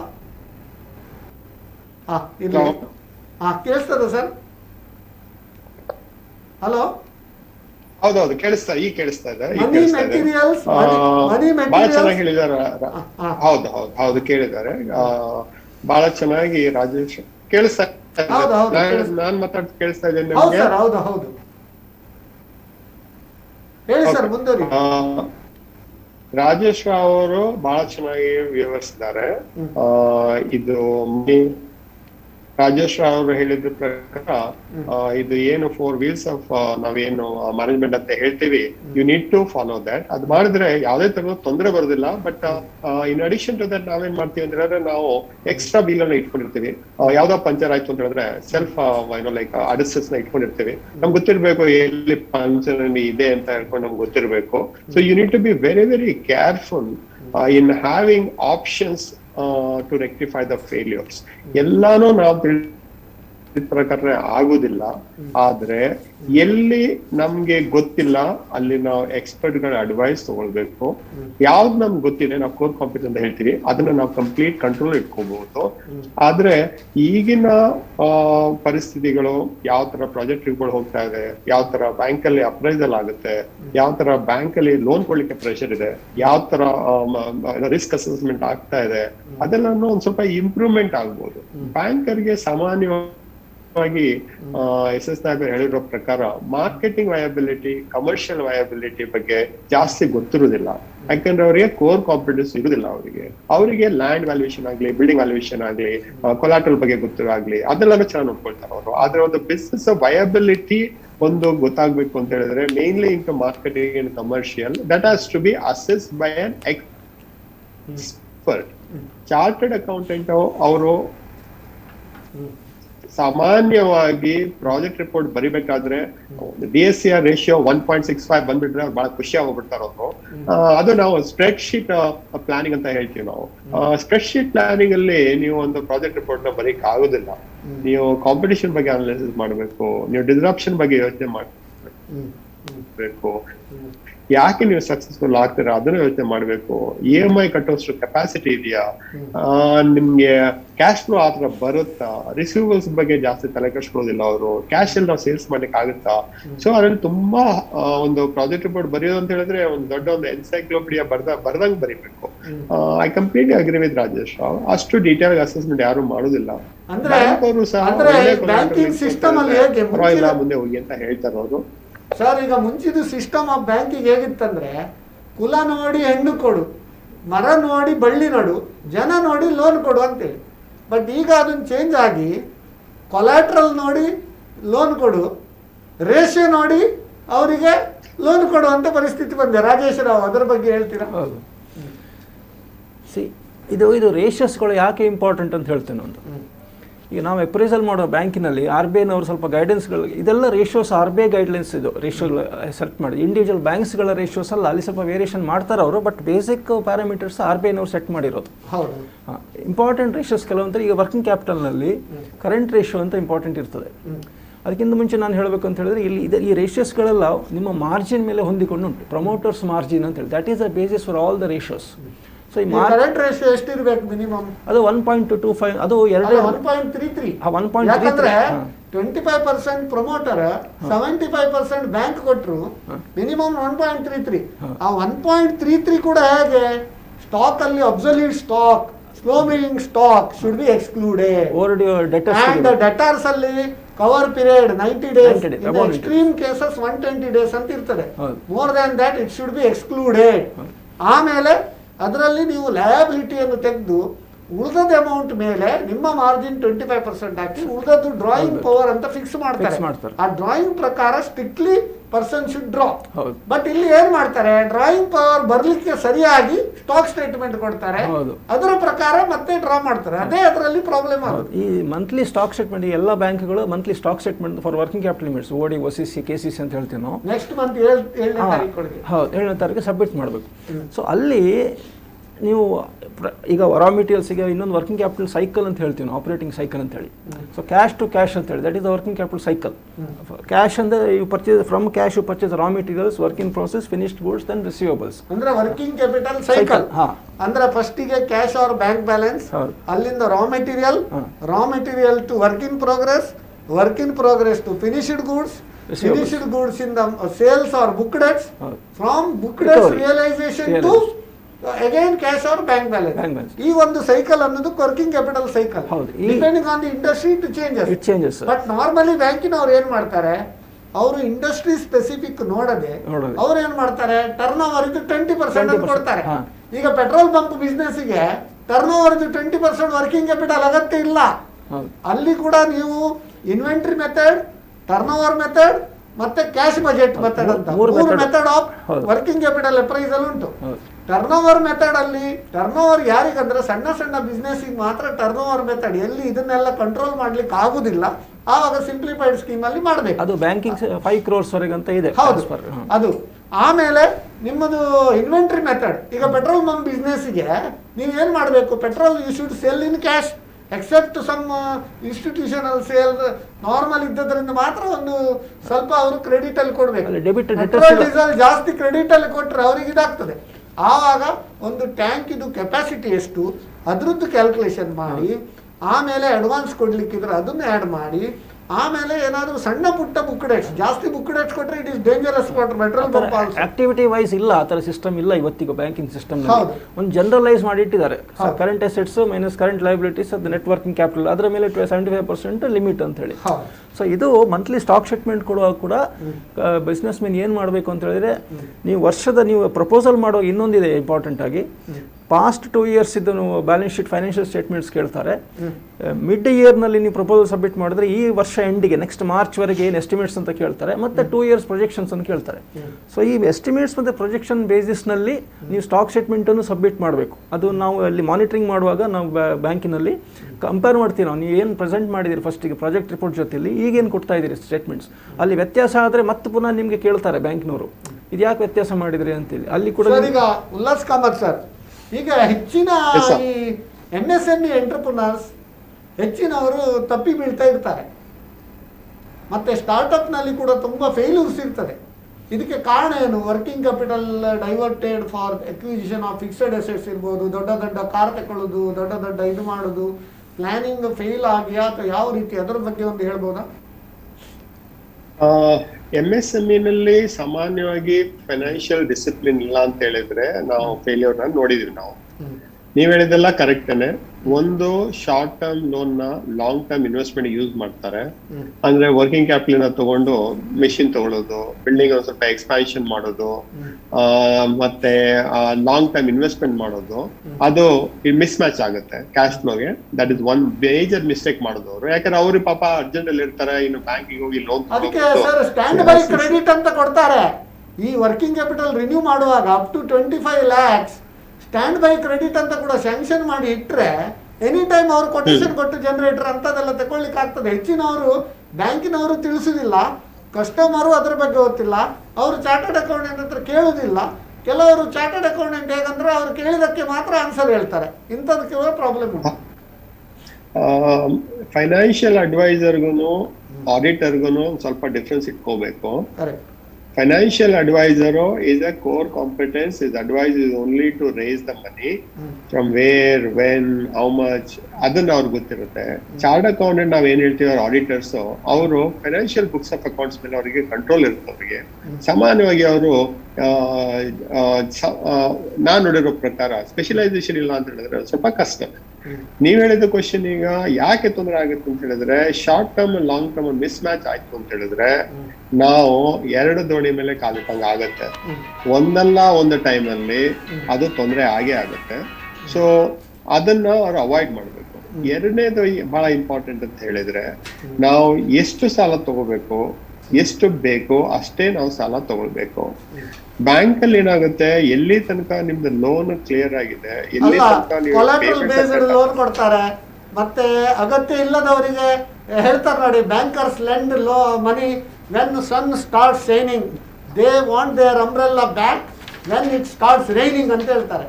ಅಂದ್ರೆ ಹೆಚ್ಚು ಹಣ ಇದ್ದವರಿಗೆ ಸಾಲ ಕೊಡುವುದಿನ, ಹಣ ಇಲ್ಲದವರಿಗೆ ಅಗತ್ಯ ಇರುವವರಿಗೆ ಸಾಲ ಕೊಡೋದಕ್ಕೆ ಕಮ್ಮಿ ಆಗಿದೆ. ಆ ರೀತಿಯಲ್ಲಿ ಇಂಥದ್ದೆಲ್ಲ ಪ್ರಾಬ್ಲಮ್ ಆಗುದು. ಹೌದು, ಬ್ಯಾಂಕ್ ಅಲ್ಲೂ ಸಹ ಅವ್ರಿಗೆ ಕೆಲವು ವಿಚಾರದಲ್ಲಿ ಕೋರ್ ಕಾನ್ಫಿಡೆನ್ಸ್ ಇರುದಿಲ್ಲ ಅವ್ರಿಗೆ. ಆತ ಟೈಮ್ ಏನಾಗುತ್ತೆ ಅಂತ ಹೇಳಿದ್ರೆ, ಲೋನ್ ಡಿಫಾಲ್ಟ್ ಆಗುವ ಟೈಮ್ ಅಲ್ಲಿ ಅವ್ರು ಆಕ್ಷನ್ ತಗೊಳಕ್ ಸ್ಟಾರ್ಟ್ ಮಾಡ್ತಾರೆ. ಮೊದ್ಲೇ ಅದನ್ನ ಅವ್ರು ತಗೋಬಹುದು. ಯಾಕಂದ್ರೆ ಈಗ ಫಾರ್ ಎಕ್ಸಾಂಪಲ್ ಅವ್ರು ಬುಕ್ ಟೆಟ್ಸ್ ಸ್ಟೇಟ್ಮೆಂಟ್ ಜನ ಕೊಡ್ತಾರೆ. ನನ್ನ ಪ್ರಕಾರ ಬುಕ್ ಟೆಟ್ಸ್ ಕನ್ಫರ್ಮೇಶನ್ ಬ್ಯಾಂಕ್ ಅವರು ಡೈರೆಕ್ಟ್ ಆಗಿ ತಗೊಳ್ಬೇಕು, ಅಟ್ಲೀಸ್ಟ್ 50% ಬುಕ್ ಡೆಟ್ಸ್ ಅಲ್ಲಿ ನೀವು ದುಡ್ಡು ಕೊಡ್ಲಿಕ್ಕೆ ಇದೆಯಾ ಅಂತ. ಅವಾಗ ಅವ್ರಿಗೆ ಗೊತ್ತಾಗುತ್ತೆ. ಸ್ಯಾಂಪಲ್ ಅಂತ ಏನ್ ಮಾಡ್ತೀವಿ ನಾವು, 10% ಸ್ಯಾಂಪಲ್ ಚೆಕ್ ಮಾಡಿದ್ರೆ ನಿಮ್ಗೆ ಗೊತ್ತಾಗುತ್ತೆ. ಈಗ ಯಾರೋ ಒಬ್ರು 1 ಕೋಟಿ ನಮ್ಗೆ ಇವ್ರ ಹತ್ರ ಬರ್ಲಿಕ್ಕೆ ಉಂಟು ಅಂತ ಅವರು ಕನ್ಫರ್ಮೇಶನ್ ಕೊಟ್ಟಿರ್ತಾರೆ. ಅದೇ ಊರವ್ರು ಇರ್ತಾರೆ, ಬ್ರಾಂಚ್ ಮ್ಯಾನೇಜರ ಇಲ್ಲ ಆಫೀಸರ, ಆ ಪರ್ಟಿಕ್ಯುಲರ್ ಪಾರ್ಟಿ ಹತ್ರ ಹೋಗಿ ಕೂತ್ಕೊಂಡು ಮಾತಾಡ್ಬಿಟ್ಟು ಏನ್ ವ್ಯಾಪಾರ ಮಾಡ್ತಾ ಇದ್ರ, ಎಷ್ಟು ವ್ಯಾಪಾರ ಮಾಡ್ತಾ ಇದ್ರ ನೀವು, ಈ ಕ್ಲೈಂಟ್ ಹತ್ರ ನೀವು ಎಷ್ಟು ಕೊಡ್ಲಿಕ್ಕೆ ಅಂದ್ರೆ ಒಂದು ಸಲ ಚೆಕ್ ಮಾಡಿದ್ರೆ ಸಾಕು. ಕಾನೂನು ಪ್ರಕಾರ ಉಂಟು 5 lakhs and above independent confirmation ತಗೊಳ್ಬೇಕು, ಇಂಡಿಪೆಂಡೆಂಟ್ ಚೆಕಿಂಗ್ ಮಾಡ್ಬೇಕಂತ ಉಂಟು ಸರ್. ಒಂದು ನಾವು ವೀಕ್ಷಕರ ಕಾಲ್ ಉಂಟು, ಅಟೆಂಡ್ ಆಗುವ. ಹಲೋ ಹಲೋ ಹಲೋ, ಹಾ, ಯಾರು ಮಾತಾಡೋದು? ವಸಂತ್ ಶೆಟ್ಟಿ ಬೇರೆಬೇಲಿಂದ. ವಸಂತ್ ಶೆಟ್ಟಿ. ವಸಂತ್ ಶೆಟ್ ನಮ್ಮ ಬ್ಯಾಂಕಿಂಗ್ ತಜ್ಞರು, ಕೆನರಾ ಬ್ಯಾಂಕ್ ಎಕ್ಸ್ AGM ಅಲ್ವಾ? ನೀವು ಬ್ಯಾಂಕಿಂಗ್ ಎಕ್ಸ್ಪರ್ಟ್ ಅಲ್ಲ, ನಿಮ್ಗೆ ಕೂಡ ಡೌಟ್ ಉಂಟಾ? ಹೌದು, ಅಲ್ಲ ಅಡ್ವೈಸರ್. ನನಗೆ ಕೂಡ ಕೆಲವು ಡೌಟ್ ಉಂಟು. ಏನಂದ್ರೆ ಪ್ರೋಗ್ರಾಮ್ ತುಂಬಾ ಚೆನ್ನಾಗಿ ಬರ್ತಾ ಇದೆ. Thank you. ಉಲ್ಲಾಸ್ ಕಾಮತ್ರು ಇದನ್ನ ಪ್ಲಾನಿಂಗ್ ಅನ್ನ, ಫೈನಾನ್ಷಿಯಲ್ ಪ್ಲಾನಿಂಗ್ ಹೇಗೆ ಮಾಡ್ಬೇಕಂತ ತುಂಬಾ ಚೆನ್ನಾಗಿ ಎಕ್ಸ್ಪ್ಲೈನ್ ಮಾಡಿದ್ರು. ನಿಮ್ಮ ಟಿವಿಯನ್ನು ಸ್ವಲ್ಪ ಮ್ಯೂಟ್ ಮಾಡ್ತೀರಾ? ಅವರು ರಿಪ್ಲೈ ಕೇಳಿ. ವಸಂತ್ ಶೆಟ್ರೆ, ಟಿವಿಯನ್ನು ಸ್ವಲ್ಪ ಮ್ಯೂಟ್ ಮಾಡಿ. ಟಿವಿಯನ್ನು ಮ್ಯೂಟ್ ಮಾಡಿ.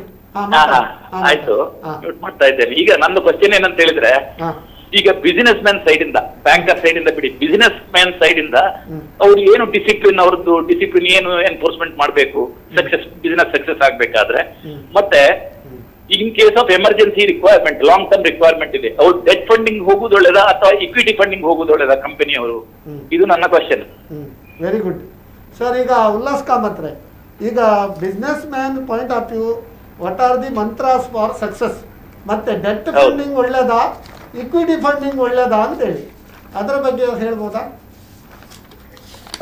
ಹಿಂದಿನ ಕಾಲದ ಥಿಂಕಿಂಗ್ ನೋಡಿದ್ರೆ ಡೆಟ್ ಫಂಡಿಂಗ್ ಬೆಟರ್. ಯಾಕಂದ್ರೆ ಹಿಂದಿನ ಕಾಲ ಬಿಸ್ನೆಸ್ ಅವರಿಗೆ ನಾವೇನ್ ಹೇಳ್ತೀವಿ, ಫ್ಯಾಮಿಲಿ ಮ್ಯಾನೇಜ್ ಬಿಸ್ನೆಸ್ ಆಗ್ಲಿ ಇಲ್ಲ ಸೆಕೆಂಡ್ ಜನರೇಷನ್ ಬಿಸ್ನೆಸ್ ಆಗ್ಲಿ, ಅವ್ರಿಗೆ ಒಂದು ಓನರ್ಶಿಪ್ ಮೇಲೆ ಬಹಳ ಒಂದು ಪ್ರೀತಿ. 100% ನಮ್ಮ ಹತ್ರನೇ ಇರಬೇಕು, ನಮ್ಗೆ ಯಾರು ಕ್ವಶನ್ ಕೇಳಬಾರ್ದು, ನಮ್ದು ಇದು ಬಿಸ್ನೆಸ್, ನಮ್ದು ನಮ್ದು ನಮ್ದು ಅಂತ ಹೇಳ್ತಾರಲ್ವ, ಅವರಿಗೆ ಡೆಟ್ ಬಿಟ್ರೆ ಬೇರೆ ಏನು ಅವ್ರಿಗೆ ಅಕ್ಸೆಪ್ಟ್ ಆಗುದಿಲ್ಲ ಅವರಿಗೆ. ಆಮೇಲೆ ಈಕ್ವಿಟಿ ಯಾವಾಗ ನೀವು ತಗೊಳ್ತೀರಾ, ನೀವು ಅದನ್ನ ಪಾರ್ಟ್ನರ್ಶಿಪ್ ತರ ಆದ್ರೆ ಅವ್ರಿಗೆ 5% ಈಕ್ವಿಟಿ ಇರುತ್ತೋ 10% ಈಕ್ವಿಟಿ ಇರುತ್ತೋ. ಆದ್ರೆ ಬಿಸ್ನೆಸ್ ಅಲ್ಲಿ ಒಂದು ಸಲ ನೀವು ಬೇರೆಯವ್ರಿಗೆ ಶೇರ್ ಹೋಲ್ಡರ್ ಆಗಿ ತಗೊಳ್ತು ಅಂತ ಹೇಳಿದ್ರೆ ಅಷ್ಟು ನಿಮ್ಗೆ ಡೈಲ್ಯೂಷನ್ ಆಗುತ್ತೆ. ಈಗಿನ ಜನರೇಷನ್ಗೆ ಡೆಟ್ ಅಂತ ಹೇಳಿದ್ರೆ ಹೆದರಿಕೆ ಆಗುತ್ತೆ. ತಂದೆ ತಾಯಿಗಳದ್ದು ಪ್ರಾಪರ್ಟಿ ಕೊಡ್ಬೇಕಾಗತ್ತೆ, ಅದನ್ನ ನಾಳೆ ಏನಾದ್ರು ಹೆಚ್ಚು ಕಮ್ಮಿ ಆಗ್ತದೆ, ಪ್ರಾಪರ್ಟಿ ಹೊರಟೋಗುತ್ತೆ. ಸೊ ಈಗಿನ ಕಾಲದ ಯಂಗ್ ಜನರೇಷನ್ಗೆ ನಾನೇನೆ ಹೇಳ್ತೀನಿ ಅಂತ ಹೇಳಿದ್ರೆ, ಈಕ್ವಿಟಿ ಹೋಗಿ ರಿಸ್ಕ್ ಕ್ಯಾಪಿಟಲ್ ತಗೊಳ್ಳಿ. ನೀವು ಸಕ್ಸಸ್ಫುಲ್ ಆದ್ರೆ that will be the most expensive route to raise the money. ನೀವು ಸಕ್ಸಸ್ಫುಲ್ ಆಗಿಲ್ಲ ಅಂತ ಹೇಳಿದ್ರೆ that is the least cost of raising the money. So ಹಾಗಾಗಿ ಯಂಗ್ ಜನರೇಷನ್ ಅವ್ರು ಹೇಳ್ತಾರೆ, ದುಡ್ಡು ತಗೊಳ್ಬೇಕಾದ್ರೆ ನಾನು ನನ್ನ ಬೆಸ್ಟ್ ಎಫರ್ಟ್ ಹಾಕ್ತೀನಿ, ನನಗೆ ನೀವು ಈಕ್ವಿಟಿ ಕೊಡಿ, 10-20% ನೀವು ಓನರ್ಶಿಪ್ ಇಟ್ಕೊಳ್ಳಿ. ನಾಳೆ ಒಳ್ಳೇದಾದ್ರೆ ನಿಮ್ಗೂ ದುಡ್ಡಾಗುತ್ತೆ, ನಮಗೂ ದುಡ್ಡಾಗುತ್ತೆ. ನಾಳೆ ಏನಾದ್ರು ತೊಂದರೆ ಆದ್ರೆ ದಯವಿಟ್ಟು ದುಡ್ಡು ಮಾತ್ರ ಕೇಳ್ಬೇಡಿ. That is called equity. So if it is the older generation, my recommendation is that go for the debt. That is the least cost. ಇವಾಗ 7.5% 7.4% ವರ್ಷದಲ್ಲಿ ನಿಮ್ಗೆ ಲೋನ್ ಸಿಗುತ್ತೆ. 7.5% ಲೋನ್ ಅಲ್ಲಿ ನಿಮ್ಗೆ ಬಿಸ್ನೆಸ್ ಮಾಡ್ಲಿಕ್ಕೆ ಆಗುದಿಲ್ಲ ಅಂತ ಹೇಳಿದ್ರೆ ನೀವು ಬಿಸ್ನೆಸ್ಗೆ ಫಿಟ್ ಇಲ್ಲ ಅಂತ ಅರ್ಥ. ನೀವು ಬಿಸ್ನೆಸ್ ಮಾಡ್ಲಿಕ್ಕೆ ಫಿಟ್ಟೇ ಇಲ್ಲ ಅಂತ ಅರ್ಥ. ಯಾಕಂದ್ರೆ ನಾವು ಸಾಮಾನ್ಯವಾಗಿ ಹೇಳ್ತೀವಿ, ನಾವು 20% ನೀವು ವರ್ಷದಲ್ಲಿ ನೀವು ಏನು ರಿಟರ್ನ್ ಆನ್ ಕ್ಯಾಪಿಟಲ್ ಏನು ನಿಮ್ಗೆ ಬೇಕು, ಮಿನಿಮಮ್ ನಿಮ್ಗೆ 20% ಬರಬೇಕು ಬಿಸ್ನೆಸ್ ಅಲ್ಲಿ, ROC ಅಂತ ಹೇಳ್ತೀವಿ ನಾವು. ಆ 20% ಅಲ್ಲಿ 7% ನೀವು ಬ್ಯಾಂಕ್ ಕೊಟ್ಟರು ಸಹ ಇನ್ನು ನಿಮ್ಮ ಹತ್ರ 13% ಉಳ್ಕೊಳ್ಳುತ್ತೆ. ಸೊ ಹಾಗಾಗಿ for big business debt is the right route. For the small startups, equity is the best route, so that they don't lose heart if something goes wrong in the business. So you'll learn from that and go step at a time ಅಂತ ಹೇಳಿದ್ರೆ face manner ಅಲ್ಲಿ ದುಡ್ಡನ್ನು rice ಮಾಡಿ. ನಿಮ್ಗೆ 3 ವರ್ಷಕ್ಕೆ ಎಷ್ಟು ಬೇಕು ಅದನ್ನ ಫಸ್ಟ್ ಫೇಸ್ ಅಲ್ಲಿ ಮಾಡಿ, ನೆಕ್ಸ್ಟ್ 3 ವರ್ಷಕ್ಕೆ ಸೆಕೆಂಡ್ ಫೇಸ್ ಅಲ್ಲಿ ಮಾಡಿ. ಬಟ್ ಪ್ರಾಜೆಕ್ಟ್ ರಿಪೋರ್ಟ್ ಹಾಕ್ಬೇಕಾದ್ರೆ ನೀವು 5 ವರ್ಷಕ್ಕೂ 10 ವರ್ಷಕ್ಕೂ ಹಾಕಿ. But raising the money do in a phase manner so that you will not be under stress. ಅಂದ್ರೆ ನೀವು ಹೇಳುವುದೇನಂದ್ರೆ 2 ನಮೂನೆ ಇಂಟ್ರೆಸ್ಟ್ ಬೇಕು ಬಿಸ್ನೆಸ್ನಲ್ಲಿ. ಒಂದು ಬಡ್ಡಿ, ಅಂದರೆ ನೀವು ಹಣ ತಗೊಂಡದಕ್ಕೆ ಬಡ್ಡಿ ಒಂದು ಇಂಟ್ರೆಸ್ಟ್, ಇನ್ನೊಂದು ಇಂಟ್ರೆಸ್ಟ್ ಅಂದರೆ ನಿಮ್ಮ ಬಿಸ್ನೆಸ್ ನೀವು ಏನು ಮಾಡ್ತೀರಿ ಅದರಲ್ಲಿ ನಿಮಗೆ full involvement, that interest also you should have ಅಂತೇಳಿ ಭಾಳ ಉತ್ತಮವಾಗಿ ಹೇಳಿದ್ರಿ ವಸಂತ್ ಶೆಟ್ರೆ. ಭಾಳ ಒಂದು ಉತ್ತಮ ಪ್ರಶ್ನೆ ಕೇಳಿದ್ದೇವೆ, ನಿಮಗೆ ಧನ್ಯವಾದಗಳು. ಈಗ ಸರ್, ಈಗ ನಮ್ಮ ರಾಜೇಶ್ ರಾವ್ ಅವರೇ, ನಮ್ಮ ಬ್ಯಾಂಕಿಂಗ್ ಬಗ್ಗೆ ನಾವು ಡಿಸ್ಕಸ್ ಮಾಡ್ತಾ ಇದ್ವಿ. ಈಗ ತುಂಬ ಸ್ಕೀಮ್ಸ್ ಉಂಟು, ತುಂಬ ಇನ್ಸೆಂಟಿವ್ಸ್ ಉಂಟು ಬ್ಯಾಂಕಿಂಗಲ್ಲಿ. ಈಗ ಸ್ಕೀಮ್ಸ್ ಬಗ್ಗೆ, ಬ್ಯಾಂಕಿಂಗ್ ಎಲ್ಲ ಪ್ರಾಡಕ್ಟ್ ಬಗ್ಗೆ ನಾವು ಆಲ್ರೆಡಿ ಅನೇಕ ಕಾರ್ಯಕ್ರಮಗಳನ್ನು ಮಾಡಿದ್ದೇವೆ, ಈಗ ಕೂಡ ಮಾಡ್ತಾ ಇದ್ದೇವೆ. ಕಳೆದ ಸಂದರ್ಭದಲ್ಲಿ ಕೋವಿಡ್ ಟೈಮಲ್ಲಿ 6 ತಿಂಗಳು ಮೊರಿಟೋರಿಯಂ ಕೂಡ RBI ಅವರು ಕೊಟ್ಟಿದ್ದಾರೆ. ಅದು ತುಂಬ ಸೆಕ್ಟರ್ಸಿಗೆ ಪ್ರಯೋಜನ ಆಗಿದೆ. GSCL ಕೊಟ್ಟಿದ್ದಾರೆ, ತುಂಬ ಸೆಕ್ಟರಿಗೆ ಅದು ರೀಚ್ ಸತ ಆಗಲಿಲ್ಲ. ಈಗ ರೀಚ್ ದ ಅನ್ರೀಚ್ಡ್ ಈ ಸಂದರ್ಭದಲ್ಲಿ ಆಗಬೇಕಾದ್ರೆ ಈಗ ಸರಕಾರದವರು ಯಾವುದು ಮೆಜರ್ಸ್ ಮಾಡಬೇಕು, RBI ಅವರು ಯಾವ ಮೆಜರ್ಸ್ ತಗೊಳ್ಬೇಕು, ಬ್ಯಾಂಕ್ನವರು ಯಾವ ರೀತಿ ಇದನ್ನು, ಯಾಕಂದರೆ ಈಗ ನಾರ್ಮಲ್ ಕೋರ್ಸಲ್ಲಿ ನಡೀತಾ ಹೋಗುವಾಗ ಏನಾಗುವುದಿಲ್ಲ, ಈಗ ಫ್ರ್ಯಾಕ್ಚರ್ ಆಗಿದೆ ಅಂಥ ಸಂದರ್ಭದಲ್ಲಿ ಯಾವ ರೀತಿ ಬ್ಯಾಂಕಿನವರು ಅಥವಾ ನಮ್ಮ RBI ಅವರು, ಸರ್ಕಾರದವರು ಅವರಿಗೆ ಸಪೋರ್ಟ್ ಮಾಡಬೇಕಾಗ್ತದೆ, ಅದರ ಬಗ್ಗೆ ಹೇಳ್ಬೋದಾ? ಈಗ ಇವತ್ತೊಂದು ಒಳ್ಳೆ ನ್ಯೂಸ್ ಬಂದಿದೆ. ಕಳೆದ 6 ತಿಂಗಳಲ್ಲಿ ಕೊರೋನಾ ಬಂದಿದ್ರೂ ಸಹ our business performance, all India business performance is exceeding level. ಹೌದು, 1.47 ಲಕ್ಷ ಕೋಟಿ GST ಕಟ್ಟಿದ್ದಾರಂತೆ. ತಿಂಗಳಿಗೊಮ್ಮೆ ತಿಂಗಳು ಪರ್ಯಂತ ಜಾಸ್ತಿ ಆಗ್ತಾ ಹೋಗ್ತಾ ಇದೆ. ಸೊ ಈಗೇನಾಗಿದೆ, ಬಟ್ ಅಲ್ಲ, ನಾನು ಹೇಳೋದೇನಂದ್ರೆ that is reached sector. Unreached sector ನವರಿಗೆ ಏನು ಮಾಡೋದು? ಈಗ ಒಳ್ಳೇದಾಗಿದೆ ಅಲ್ಲ, ಅವ್ರಿಗೆ ಏನು ಮಾಡಬೇಡಿ ನೀವು. ಅನ್ರೀಚ್ಡ್ ನವರಿಗೆ ಅವರಿಗೂ ನೀವು ರೀಚ್ ಆಗಿ. ಈಗ ಏನಂತ ಹೇಳಿದ್ರೆ ರೀಚ್ಡ್ ಅಲ್ಲ, ರೀಚ್ ದ ಅನ್ರೀಚ್ಡ್. ಇನ್ನು ಏನು ಮಾಡಬೇಕು? ಸ್ಟ್ರೆಸ್ ಅಲ್ಲಿ ಇರೋವರಿಗೂ ಸಹ, ಈಗ ಫಾರ್ ಎಕ್ಸಾಂಪಲ್ ಈಗ ನಿನ್ನೆ ಒಂದು ನ್ಯೂಸ್ ಬಂದಿದೆ, they are going to do a further moratorium ಅಂತೆ, package is going to be implemented. Further moratorium ಇರ್ತದೆ, ಮತ್ತು NPA ಕಾನ್ಸೆಪ್ಟ್ ಕೂಡ ಹಾಗೆ ಸ್ವಲ್ಪ ಎಕ್ಸ್ಟೆಂಡ್ ಮಾಡ್ತಾರೆ. ಈಗ ಮೊನ್ನೆ ಮಾರ್ಚ್ 31 ವರೆಗೆ ಇತ್ತು, ಆಮೇಲೆ 90 days they are going to extend it from 1st July onwards, it further it be extended. So ಹೀಗಾಗಿ ಇದು 2 ಆಪ್ಷನ್ RBI ಇಸ್, ಆಮೇಲೆ they are in the process of doing it, that package. So that is one thing. Second thing, ಎಲ್ಲಿ ಯಾವ sectors stressed sectors ಅಂತ ಇದೆ ಅದಕ್ಕೆ special ಆಗಿ ಇವರು ರೀಸ್ಟ್ರಕ್ಚರಿಂಗ್ ಮಾಡಬೇಕು. ಈಗ ಒನ್ ಟೈಮ್ ರೀಸ್ಟ್ರಕ್ಚರಿಂಗ್ ಅಂತ ಮಾಡಿದ್ದಾರೆ. OTR ಮೊನ್ನೆ ಮಾರ್ಚಿಗೆ ಬಂದಾಗಿತ್ತಲ್ಲ, ಹೌದು, ಅದು ಎಕ್ಸ್ಟೆಂಡ್ ಮಾಡಬೇಕು. 31/3/2020 ಇತ್ತು, ಅದನ್ನು 31/3/2020 ಮತ್ತೆ ತುಂಬಾ ಜನ ಅವರು OTR ಆಪ್ಟೇ ಮಾಡಲಿಲ್ಲ. ಅದು ಏನು ಮಾಡೋದು, ಬ್ಯಾಂಕಿನವರು ಶುಡ್ ಟೇಕ್. ಈಗ ನಮ್ಮ ಬ್ಯಾಂಕಿಂಗ್ ಸಿಸ್ಟಮಲ್ಲಿ ಏನಾಗಿದೆ, ಗೌರ್ಮೆಂಟ್ ಏನೋ ಒಂದು ಪಾಲಿಸಿ ಮಾಡ್ತದೆ, ಅದನ್ನು ಇಂಪ್ಲಿಮೆಂಟ್ ಮಾಡುವಂಥ ಬ್ಯಾಂಕ್ಗಳು ಸರಿಯಾಗಿ ಅದನ್ನು ಇಂಪ್ಲಿಮೆಂಟ್ ಮಾಡ್ತಾ ಇಲ್ಲ. ಅದೊಂದು ದೊಡ್ಡ ಸಮಸ್ಯೆ ನಮ್ಮ ಇಂಡಿಯನ್ ಬ್ಯಾಂಕಿಂಗ್ ಸಿಸ್ಟಮ್ನಲ್ಲಿ. ಈಗ ಮಾತಾಡುವ ಅದು ಸಿಸ್ಟಮ್ ಬಗ್ಗೆ ಒಂದು ವೀಕ್ಷಕರ ಕರೆ ಉಂಟು. ಹಲೋ ಹಲೋ, ಸಾಸ್ತಾನಿಂದ ನಾಗೇಶ್ ಪೈ ಫ್ರಮ್ ಸಾಸ್ತಾನ್. ನಮ್ಮ ಇವರು ನಿಮ್ಮ ಗ್ರೋಸರಿ ಮತ್ತೆ ಹೋಲ್ಸೇಲ್ ಬಿಸ್ನೆಸ್ ಅಲ್ವಾ? ಅಂತದೇನಿಲ್ಲ, ಸಣ್ಣ ಮಟ್ಟದ್ದು. ಹೇಳಿ. SS ನಾಯಕರಿಗೂ ಹಾಗೂ ಕಾಮತರಿಗೂ ಹಾಗೂ ರಾಜಸಾವಿರಿಗೂ ಅಭಿನಂದನೆಗಳು. ಅತಿಥಿಗಳು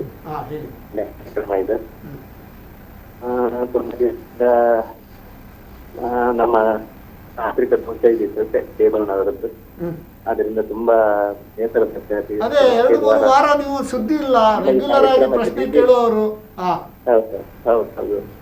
ಈಗ ಬಿಸ್ನೆಸ್ ಅನ್ನುವಂಥದ್ದು ನಿಜವಾದ ಕೆಲಸ ಅನ್ನುವಂಥದ್ದು ಬ್ಯಾಂಕಿನವರು ಕೊಡುವ ಹಣ ಅಲ್ಲ, ಅಥವಾ ಯಾರಾದ್ರೂ ಸಹಾಯ ಮಾಡುವ ಹಣ ಅಲ್ಲ. ನಮ್ಮಲ್ಲಿರುವ ಕ್ಯಾಪಿಟಲ್ ಅನ್ನೋದು ನಿಜವಾದ capital marketing capacity, purchasing capacity, ವ್ಯಾಪಾರದ ಮೇಲೆ ಶ್ರದ್ಧೆ, ಪ್ರೀತಿ, ಆಸಕ್ತಿ ಮತ್ತು ಪಾರದರ್ಶಕತೆ, ಮತ್ತೆ ಆಶಾವಾದಿ ಆಗಿರಬೇಕು. ಅಂದ್ರೆ ಇದು ಅನ್ನುವಂಥದ್ದು ಕ್ಯಾಪಿಟಲ್. ವ್ಯವಹಾರದಲ್ಲಿ ಶ್ರದ್ಧೆ, ಪ್ರೀತಿ, ಆಸಕ್ತಿ, ಹೊಂದಿಕೆ, ಮತ್ತೆ marketing capacity, purchasing capacity. Marketing ಅಂತ ಹೇಳಿದ್ರೆ ವ್ಯಾಪಾರದಲ್ಲಿ ಏರುಪೇರು ಆಗ್ತಾ ಇರ್ತದೆ, ಅದಕ್ಕೆ ವ್ಯಾಪಾರಕ್ಕೆ ಹೊಂದಿಕೊಂಡು ನಾವು ಹೋಗ್ಬೇಕು. ನಮ್ಗೆ ಹೊಂದಿಕೊಂಡು ವ್ಯಾಪಾರ ಹೋಗುದಿಲ್ಲ. ನಮಗೆ ಬೇಸಿಕ್ ಹಣ ಒಂದಿದ್ರೆ ಸಾಕು. ಇದಿಷ್ಟು ಇದ್ದು ಸ್ವಲ್ಪ ಅದೃಷ್ಟ ಬೇಕಾಗ್ತದೆ. ಎಲ್ಲ ನಮ್ಮಲ್ಲಿರುವ ಸಾಮರ್ಥ್ಯ, ಈಗ ತುಂಬಾ ಜನ ಬುದ್ಧಿವಂತರು ವ್ಯಾಪಾರದಲ್ಲಿ. ಅದಕ್ಕೆ ಎಂಟರ್ಪ್ರಿನರ್ಶಿಪ್ ಬಗ್ಗೆ ಒಬ್ಬ ಸುಭಾಷಿತಕಾರ ಕಡೆ ಚೆನ್ನಾಗಿ ಹೇಳಿದ್ದಾನೆ. ಉದ್ಯಮ ಸಾಹಸಂ ಧೈರ್ಯಂ ಬುದ್ಧಿ ಶಕ್ತಿ ಪರಾಕ್ರಮ ಷಡ್ಯತೆ ಯತ್ರ ವರ್ತಂತೆ ತತ್ರ ದೈವ ಸಹಾಯಕೃತ್ ಅಂತೇಳಿ. ಅಂದರೆ ಉದ್ಯಮಶೀಲತೆ, ಸಾಹಸ, ಧೈರ್ಯ, ಬುದ್ಧಿಮತ್ತೆ, ಶಕ್ತಿ ಅಂದರೆ ಅವರಿಗೆ ಕೆಪಾಸಿಟಿ ಎಷ್ಟು ಉಂಟು ಅದಕ್ಕೆ ಖಾಸಿಗೆ ಇದ್ದಷ್ಟೇ ಕಾಸ್ಟ್ ವಾಚ್ ಅಂತ ಹೇಳ್ತಾರೆ. ಪರಾಕ್ರಮ, ಅದನ್ನು ಮುನ್ನಡೆಸಿಕೊಂಡು ಹೋಗುವ ಒಂದು ಲೀಡರ್ಶಿಪ್ ಅಥವಾ ಪರಾಕ್ರಮ. ಷಡ್ಯತೆ ಅತ್ರ ವರ್ತಂತೆ, ಈ 6 ಗುಣ ಯಾರಲ್ಲಿ ಇದೆಯೋ ತತ್ರ ದೈವ ಸಹಾಯಕೃತ, ಅವರಿಗೆ ಅದೃಷ್ಟವೂ ಆಗ್ತದೆ, ದೇವರು ಕೂಡ ಅವರಿಗೆ ಸಹಾಯ ಮಾಡ್ತಾರಂತೆ. ಸರ್, ಈಗ ಉಲ್ಲಾಸ್ ಕಾಮತ್ರವರೇ, ಈಗ ನಾಗೇಶ್ ಪೈ ಅವರು ಹೇಳಿದ ತಿರುಳು ಏನಂದರೆ 3 C's: ಕ್ಯಾಪಿಟಲ್, ಕೆಪಾಸಿಟಿ ಮತ್ತು ಕಾಂಪಿಟೆನ್ಸಿ. ಇದಿದ್ದರೆ ಯಾವುದೇ ಬಿಸ್ನೆಸ್ ಎಷ್ಟು ಏನಾದರೂ ಆದರೂ ಹೆಚ್ಚು ಕಮ್ಮಿ ಆದರೂ ಕೂಡ ನಡೆಸಿಕೊಂಡು ಮುನ್ನೋಗ್ಬೋದು ಅಂತ ಹೇಳಿ ನಮ್ಮ ನಾಗೇಶ್ ಪೈ ಅವ್ರದ್ದು ಒಂದು ಕ್ವಶನ್, ಅದ್ರ ಬಗ್ಗೆ ಹೇಳ್ತೀರಾ? ಬಹಳ ಚೆನ್ನಾಗಿ ಕ್ವಶನ್ ಕೇಳಿದ್ದಾರೆ ನಾಗೇಶ್ ಪೈ ಅವರು. ಆದ್ರೆ self capital, bank capital or equity capital, everything is a capital only. ನಾವು ಎಲ್ಲಿಂದ ದುಡ್ಡು ತಂದ್ರು ಸಹ ಫ್ಯಾಕ್ಟರ್ಸ್ ಆಫ್ ಪ್ರೊಡಕ್ಷನ್ ಅಲ್ಲಿ ಕ್ಯಾಪಿಟಲ್ ಮೇಲೆ ಒಂದು ಇಂಟ್ರೆಸ್ಟ್ ಹಾಕ್ತೀವಿ ನಾವು. ನೀವು ಸ್ವತಃ ದುಡ್ಡು ತಂದ್ರು ಸಹ ದಯವಿಟ್ಟು 100% ಇಂಟ್ರೆಸ್ಟ್ ಹಾಕಿ. 100% ನಿಮ್ಗೆ ವರ್ಕೌಟ್ ಆಗೋದಿಲ್ಲ ಅಂತ ಹೇಳಿದ್ರೆ ನೀವು ಬಿಸ್ನೆಸ್ ಬಿಟ್ಬಿಡಿ. ಈ ಜನ ಸಾಮಾನ್ಯವಾಗಿ ಏನ್ ಮಾಡ್ತಾರೆ, ಇದು ನಮ್ದೇ ದುಡ್ಡು, ನಮ್ದೇ ವ್ಯಾಪಾರ, ನಮ್ದೇ ಅಂಗಡಿ, ಎಲ್ಲ ನಮ್ದೇನೆ ಅಂತ ಹೇಳಿದ್ರೆ ಅದು ನೆಕ್ಸ್ಟ್ ಜನರೇಷನ್ ಆ ಬಿಸ್ನೆಸ್ ಹೋಗುದಿಲ್ಲ. ನೀವು ಹೇಳ್ತಾ ಇರೋ ಫೈನಾನ್ಷಿಯಲ್ ಪ್ಲಾನಿಂಗ್ ಡಿಸಿಪ್ಲಿನ್ ಏನು ಅಂತ ಹೇಳಿದ್ರೆ, ನಾವು ಯಾವುದೇ ವ್ಯಾಪಾರ ಮಾಡ್ಬೇಕಾದ್ರೆ ನಮ್ಗೆ ಎಷ್ಟು ಅದರಲ್ಲೇ ದುಡ್ಡು ಬರುತ್ತೆ, ಆ ದುಡ್ಡು ಬರ್ಬೇಕಾದ್ರೆ ನಾವು ಅದಕ್ಕೆ ಖರ್ಚು ಮಾಡಬಹುದು, ಎಷ್ಟು ಪ್ರಾಫಿಟ್ ಇರುತ್ತೆ, ಆ ಪ್ರಾಫಿಟ್ ಮೇಲೆ ಎಷ್ಟು ಟ್ಯಾಕ್ಸ್ ಕಟ್ಟಬೇಕು, ಟ್ಯಾಕ್ಸ್ ಕಟ್ಟೋದ್ರಲ್ಲಿ ನಮ್ಗೆ ಎಷ್ಟು ಉಳಿಯುತ್ತೆ. ಈ ಫೈನಾನ್ಷಿಯಲ್ ಪ್ಲಾನಿಂಗ್ ಅಲ್ಲಿ ನಾನ್ ನೋಡಿರೋ ಪ್ರಕಾರ 50% ಜನ ಎಲ್ಲಿ ಫೇಲ್ ಆಗ್ತಾರೆ ಅಂತ ಹೇಳಿದ್ರೆ, ಬ್ಯಾಂಕ್ ಇಂದ ಲೋನ್ ತಗೊಳ್ತಾರೆ, 10% ಇಂಟ್ರೆಸ್ಟ್ ಅಂತ ಅನ್ಕೋತಾರೆ, ಅವ್ರ ಪ್ರಕಾರ 15% ಪ್ರಾಫಿಟ್ ಇದೆ ಅಂತ ಅನ್ಕೋತಾರೆ, ಎಲ್ಲ ಅನ್ಕೋತಾರೆ, ಏನು ಆಗೋದಿಲ್ಲ ಅದು ಅನ್ಕೋತಾರೆ. ಆದ್ರೆ ಅವರು ಸಾಲ ತಗೊಂಡು ಇಂಟ್ರೆಸ್ಟ್ ನ ಕಟ್ಕೊಳ್ತಾರೆ, ಮ್ಯಾನೇಜ್ ಮಾಡ್ಕೊಂಡು ಹೋಗ್ತಾರೆ. ಆದ್ರೆ ಎಲ್ಲಿ ಅವ್ರು ಸಿಗಾಕೊಳ್ತಾರೆ ಅಂತ ಹೇಳಿದ್ರೆ, ಪ್ರಿನ್ಸಿಪಲ್ ಇನ್ಸ್ಟಾಲ್ಮೆಂಟ್ ಕಟ್ಲಿಕ್ಕೆ ಆಗದೆ ಇದ್ದ ಟೈಮಲ್ಲಿ. ಸೊ ಸಿಂಪಲ್ ಆಗಿ ಹೇಳ್ಬೇಕು ಅಂತ ಹೇಳಿದ್ರೆ, ನೀವು ಬ್ಯಾಂಕ್ ಅಲ್ಲಿ 100 ರೂಪಾಯಿ ಸಾಲ ತಗೊಂಡು ನೀವು 10 ರೂಪಾಯಿ ಇಂಟ್ರೆಸ್ಟ್ ಕಟ್ಟಿ ಇನ್ನು 10 ರೂಪಾಯಿ ನೀವು ಪ್ರಿನ್ಸಿಪಲ್ ಇನ್ಸ್ಟಾಲ್ಮೆಂಟ್ ಕಟ್ಬೇಕು ಅಂತ ಹೇಳಿದ್ರೆ, ನಿಮ್ಗೆ ವ್ಯಾಪಾರದಲ್ಲಿ 20 ರೂಪಾಯಿ ಪ್ರಾಫಿಟ್ ಬರಬೇಕು. 20 ರೂಪಾಯಿ ಪ್ರಾಫಿಟ್ ಬರ್ಬೇಕಂತ ಹೇಳಿದ್ರೆ ನೀವು 25 ರೂಪಾಯಿ ಪ್ರಾಫಿಟ್ ಬಂದಾದ್ಮೇಲೆ 5 ರೂಪಾಯಿ ನೀವು ಗವರ್ಮೆಂಟ್ ಗೆ ಕಟ್ಟಿ ಇನ್ಕಮ್ ಟ್ಯಾಕ್ಸ್ 20 ರೂಪಾಯಿ ಉಳಿಯತ್ತಲ್ಲ, ಅದನ್ನ ನೀವು ಬ್ಯಾಂಕಿಗೆ ಕಟ್ಟಿದ್ರೆ ನೀವು ಮನೆಗೆ ಏನ್ ತಗೊಂಡೋಗ್ತಿರೋ ದುಡ್ಡನ್ನ ನೀವು. ಇದು ಫೈನಾನ್ಷಿಯಲ್ ಪ್ಲಾನಿಂಗ್. ಇದನ್ನ ನೀವು ಕರೆಕ್ಟ್ ಆಗಿ ಬರ್ದಿಟ್ಕೋಬೇಕು ಫಸ್ಟ್. ಚಿಕ್ಕ ಪುಟ್ಟದ 10 ಲಕ್ಷ, 5 ಲಕ್ಷ, 3 ಲಕ್ಷದ ಲೋನ್ಗೆಲ್ಲ ಜಾಸ್ತಿ ತೊಂದರೆ ಆಗೋದಿಲ್ಲ. ಆದ್ರೆ ಕೋಟಿಗಟ್ಟಲೆ ಲೋನ್ ತಗೊಳ್ಬೇಕಾದ್ರೆ ಇದು ಬಹಳ ತೊಂದರೆ ಕೊಡುತ್ತೆ. ಯಾಕಂದ್ರೆ ನೀರು ಮೂಗಿನ ಮೇಲ್ ಹೋಯ್ತು ಅಂತ ಹೇಳಿದ್ರೆ ಸ್ವಿಮ್ ಮಾಡಕ್ ಬರೋದಿಲ್ಲ ಅಂತ ಹೇಳಿದ್ರೆ ನಾನು ಹೇಳೋ ಅಗತ್ಯ ಇಲ್ಲ, ಏನಾಗುತ್ತೆ ಅಂತ ಹೇಳ್ಕೊಂಡು. ಸೊ ನಿಮ್ಗೆ ಮೂಗಿನ ಮೇಲೆ ನೀರ್ ಯಾವಾಗ ಬರುತ್ತೆ ಅಂತ ಹೇಳಿದ್ರೆ, ಬ್ಯಾಂಕಿಂದು ಇನ್ಸ್ಟಾಲ್ಮೆಂಟ್ ಕಟ್ಟಕ್ ಆಗ್ತದೆ ಹೋದ್ರೆ, NPA ನಿಮ್ಗೆ ಆಯ್ತು ಅಂತ ಹೇಳಿದ್ರೆ ನಿಮ್ಗೆ ಬ್ಯಾಂಕ್ ಇಂದ ತೊಂದರೆ ಜಾಸ್ತಿ ಆಗುತ್ತೆ ವಿನಃ ನಿಮ್ಗೆ ಹೆಲ್ಪ್ ಸಿಗುದಿಲ್ಲ. NPA ಆಗೋದಕ್ಕೋಸ್ಕರ ಆಗ್ಬಾರ್ದು ಅಂತ ಹೇಳ್ಬಿಟ್ಟು ನೀವು ಊರಲ್ಲೆಲ್ಲಾನು ಸಾಲ ತಗೊಂಡ್ಬಿಟ್ಟು ನೀವು ಬ್ಯಾಂಕಿಗೆ ಕಟ್ಟು ಅಂತ ಹೇಳಿದ್ರೆ ನಿಮ್ಗೆ ಊರಿಂದಾನು ನೆಕ್ಸ್ಟ್ ನಿಮ್ಗೆ ಸಾಲ ಸಿಗುದಿಲ್ಲ ನಿಮ್ಗೆ. So you should be very very careful in financial planning ಅಂತ ಹೇಳಿದ್ರೆ. ವ್ಯಾಪಾರ ಮಾಡೋಕ್ಕಿಂತ ಮೊದಲು, ಸಾಲ ತೆಗೆದುಕೊಳ್ಳೋ ಮೊದಲು, ಫ್ರೆಂಡ್ಸ್ ರಿಲೇಟಿವ್ಸ್ ಗೊತ್ತಿರೋ ಹತ್ರ ದುಡ್ಡು ತೊಗೊಳಗಿಂತ ಮೊದಲು ಪೇಪರ್ಲಿ ಫಸ್ಟ್ ಬರ್ಕೊಳ್ಳಿ. ಬರ್ದಾದ್ಮೇಲೆ ಒಂದೊಂದು ತಿಂಗಳೇ ನೋಡ್ಕೊಂಡು ಹೋಗಿ ನೀವು ನಿಮ್ಮ ಪ್ಲಾನಿಂಗ್ ಪ್ರಕಾರ ಹೋಗ್ತಾ ಇದ್ದೀರಾ ಅಂತ ಹೇಳಿ. ಅದೇ ನಮ್ಮ SS ನಾಯಕರು ಹೇಳ್ತಾರೆ ಫೈನಾನ್ಷಿಯಲ್ ಪ್ಲಾನಿಂಗ್. ಚಿಕ್ಕ ಬಿಸ್ನೆಸ್ ದೊಡ್ಡ ಬಿಸ್ನೆಸ್ ಆಗಿದ್ರು ಸಹ ದೊಡ್ಡ ಬಿಸ್ನೆಸ್ ಆದಷ್ಟು ತೊಂದರೆ ಜಾಸ್ತಿ ನಿಮ್ಮ ಪ್ಲಾನಿಂಗ್ ಇಲ್ಲದೆ ಹೋದ್ರೆ. ಡಿಸಿಪ್ಲಿನ್ ಅಂತ ಹೇಳಿದ್ರೆ ಬಿಸ್ನೆಸ್ ಎಕ್ಸ್ಪೆಂಡಿಚರು, ಪರ್ಸನಲ್ ಎಕ್ಸ್ಪೆಂಡಿಚರ್ ನ ಸಪರೇಟ್ ಇಟ್ಕೊಂಡ್ಬಿಡಿ. ಬಿಸ್ನೆಸ್ ಸಂಬಂಧಪಟ್ಟ ಇನ್ವೆಸ್ಟ್ಮೆಂಟ್, ಪರ್ಸನಲ್ ಇನ್ವೆಸ್ಟ್ಮೆಂಟ್ ನ ಸಪರೇಟ್ ಇಟ್ಕೊಂಡ್ಬಿಡಿ. ನಾವ್ ಎಷ್ಟೊಂದ್ ಜನ ಬಿಸ್ನೆಸ್ ಮೇಲೆ ನೋಡ್ತೀವಿ, ನಾವು ಸಂಬಳ ಇದು CC ಲಿಮಿಟ್ ತಗೊಂಡು ಗೃಹ ಪ್ರವೇಶ ಮಾಡೋದು, ಮನೆ ಕಟ್ಟೋದು, ದೊಡ್ಡ ಕಾರ್ ತಗೊಳ್ಳೋದು, ದೊಡ್ಡ ಕಾರ್ ಮೇಲೆ EMI ಕಟ್ಟೋದು, CC ಲಿಮಿಟ್ ಅನ್ನು EMI ಕಟ್ಟೋದು, ಇದೆಲ್ಲ ನೋಡ್ದು ಅಂತೆಲ್ಲ ನಮ್ಗೆ ಅನ್ಸತ್ತೆ ಇದೇನು ಡಿಸಿಪ್ಲಿನ್ ಇರೋ ವ್ಯಾಪಾರ ಮಾಡ್ತಾ ಇದ್ದಾರೆ, ಏನು ಧೈರ್ಯದ ಮೇಲೆ ವ್ಯಾಪಾರ ಇವ್ರು ಮಾಡ್ತಾರೆ ಅಂತ ಹೇಳ್ಕೊಂಡು. ಇದೆಲ್ಲಾನು ನಾವು ಬಿಸ್ನೆಸ್ ಮನೆಗೆ ಸಾಮಾನ್ಯವಾಗಿ ನಾ ಎಲ್ಲರಿಗೂ ಹೇಳ್ತೀನಿ, ನಾನು ನಿಮ್ಮ ವೆಲ್ತ್ ಅನ್ನ ದಯವಿಟ್ಟು ಶೋಕೇಸ್ ಮಾಡಕ್ ಹೋಗ್ಬೇಡಿ. ನಿಮ್ಮ ಲಯಬಿಲಿಟಿನ ಶೋಕೇಸ್ ಮಾಡಿ. ಆಗ ನೋಡಿ ನಿಮ್ಗೆ ಯಾವ ತರ ಅಡ್ವೈಸ್ಗಳು ಬರುತ್ತೆ ಅಂತ ಹೇಳ್ಕೊಂಡು. ಯಾವತ್ತು ನೀವು ಒಂದು ಬಿಸ್ನೆಸ್ ಮಾಡುವ ಮಾರ್ಕೆಟ್ ಪ್ಲೇಸ್ ಅಲ್ಲಿ ಇರ್ಬೇಕಾದ್ರೆ do not showcase your wealth. If you showcase your wealth you are in trouble. If you showcase your liability, then nobody will come to you. You will thrive. Actually, you will thrive. ದೊಡ್ಡ business ಗಳಿಗೆ ನಾವು ಮಾತಾಡ್ಬೇಕಾದ್ರೆ ಏನ್ sir ಇಷ್ಟು ಜನ business ಮಾಡ್ತಾರೆ ಅಂತ ಹೇಳಿದ್ರೆ, ಬಿಸ್ನೆಸ್ ಇರ್ಲಿ ನನ್ನೊಂದು 150 ಕೋಟಿ ಲೋನ್ ಇದೆ, ನನಗೆ ಅದೇ ಒಂದು ಅಂತ ಹೇಳಿದ್ರೆ ನಾವು ನೆಕ್ಸ್ಟ್ ಟೈಮ್ ಅವ್ರ ಹತ್ರ ಏನು ಕೇಳಕ್ ಹೋಗುದಿಲ್ಲ. ಯಾಕೆ ಇದು ಅಂತ ಹೇಳಿದ್ರೆ, ನಮ್ಮ ಒಂದು ಸಮಾಜದಲ್ಲಿ ಯಾವ ತರ ನಾವು ಶೋಕೇಸ್ ಮಾಡ್ತೀವಿ ನಮ್ಮ ವೆಲ್ತ್ ಇಲ್ದೇ ಇರೋ ಟೈಮ್ ಅಲ್ಲಿ ಯಾವ ತರ ಶೋಕೇಸ್ ಮಾಡ್ತೀವಿ ಅಂತ ಹೇಳಿದ್ರೆ, ದೊಡ್ಡ ಮನೆ ಕಟ್ಟೋದು, ದೊಡ್ಡ ಫಾರ್ಮ್ ಹೌಸ್ ಮಾಡೋದು, ದೊಡ್ಡ ಕಾರ್ ತಗೊಳ್ಳೋದು, ದೊಡ್ಡ ರೀತಿಯಲ್ಲಿ ಮದುವೆಗಳು ಮಾಡೋದು, ಇದೆಲ್ಲಾನು ಶೋಕೇಸಿಂಗ್ ದ ವೆಲ್ತ್. ಬಟ್ ನಿಮ್ಗೆ ಎಲ್ಲಿ ತನಕ ನಿಮ್ಗೆ ಬ್ಯಾಂಕ್ ಅಲ್ಲಿ ಲೋನ್ ಇದೆ, CC ಲಿಮಿಟ್ ಇದೆ, ಇದೆಲ್ಲ ಮಾಡಬಾರ್ದು ನಮ್ಮ ಫೈನಾನ್ಷಿಯಲ್ ಡಿಸಿಪ್ಲಿನ್ ಪ್ರಕಾರ. ಬಟ್ ನೀವು ಮಾಡ್ಲಿಕ್ಕೆ ನಿಮಗೆ ಕೆಪಾಸಿಟಿ ಇದೆ ಅಂತ ಹೇಳಿದ್ರೆ ಅಷ್ಟು ಡಿವಿಡೆಂಡ್ ಡಿಕ್ಲೇರ್ ಮಾಡಿ, ಪ್ರಾಫಿಟ್ ಅಲ್ಲಿ ಅಷ್ಟು ಟ್ಯಾಕ್ಸ್ ಕಟ್ಟಿದ ಮೇಲೆ ದುಡ್ಡಿತ್ತು ಅಂದ್ರೆ ಮಾಡಿ, ತೊಂದರೆ ಇಲ್ಲ. But according to me discipline is very important in making a business very successful. Excellent. Sir, ಈಗ Ullas ಕಾಮತ್ರೆ, decision making, it makes lot of difference in success of business, whether it is decision making by the entrepreneur or when you give the proposal, quick decision making by the banks. There is a saying, stitch in time saves 9 ಅಂತ ಹೇಳ್ತಾರೆ. So ಅದರ ಬಗ್ಗೆ ನಿಮ್ಮ ಒಂದು ಅಭಿಪ್ರಾಯ ಹೇಳ್ಬೋದಾ? ನೀವೇ ಅದಕ್ಕೆ ಕರೆಕ್ಟಾಗಿ ಆನ್ಸರ್ ಕೊಟ್ಟಿದ್ದೀರ. ನೀವು ಸಾಮಾನ್ಯವಾಗಿ ನೀವು ಒಂದು ಡಿಸಿಷನ್ ತಗೊಳ್ಬೇಕಾದ್ರೆ ಬಿಸ್ನೆಸ್ ಇನ್ ಎಂಟೈರಿಟಿ ಅಸೆಸ್ಮೆಂಟ್ ಮಾಡಿದ್ಮೇಲೆ ಐಡಿಯಾಗಳು ಚೆನ್ನಾಗಿರುತ್ತೆ, ಪ್ಲಾನಿಂಗ್ ಚೆನ್ನಾಗಿರುತ್ತೆ, ಎಕ್ಸಿಕ್ಯೂಷನ್ ನಾವು ಮಿಸ್ಟೇಕ್ ಮಾಡ್ತೀವಿ ನಾವು.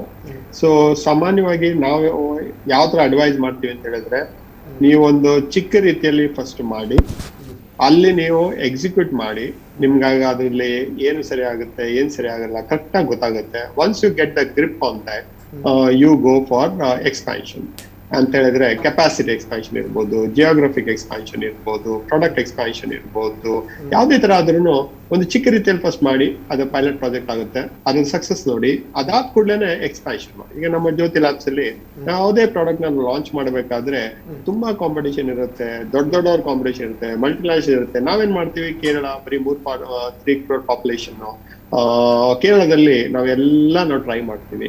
1 ವರ್ಷ 2 ವರ್ಷ ಕೇರಳದಲ್ಲೇ ಇರ್ತೀವಿ. ಪ್ರಾಡಕ್ಟ್ ಒಂದ್ಸಲ ಕೇರಳದಲ್ಲಿ ಸಕ್ಸಸ್ ಆದ ಕೂಡಲೇ ನಾವು ಕರ್ನಾಟಕ ತಮಿಳುನಾಡು ಒಟ್ಟಿಗೆ ಹೋಗ್ತೀವಿ. ಕರ್ನಾಟಕ ತಮಿಳುನಾಡು ಕೇರಳ 3 ಒಟ್ಟಿಗೆ ಸಕ್ಸಸ್ ಆದ್ಮೇಲೆ ನಾವು ಆಂಧ್ರ ಪ್ರದೇಶ ಮತ್ತೆ ತೆಲಂಗಾಣ ಹೋಗ್ತೀವಿ. ಅದಾದ್ಮೇಲೆ ನಾವು ಆಲ್ ಇಂಡಿಯಾ ಹೋಗ್ತೀವಿ.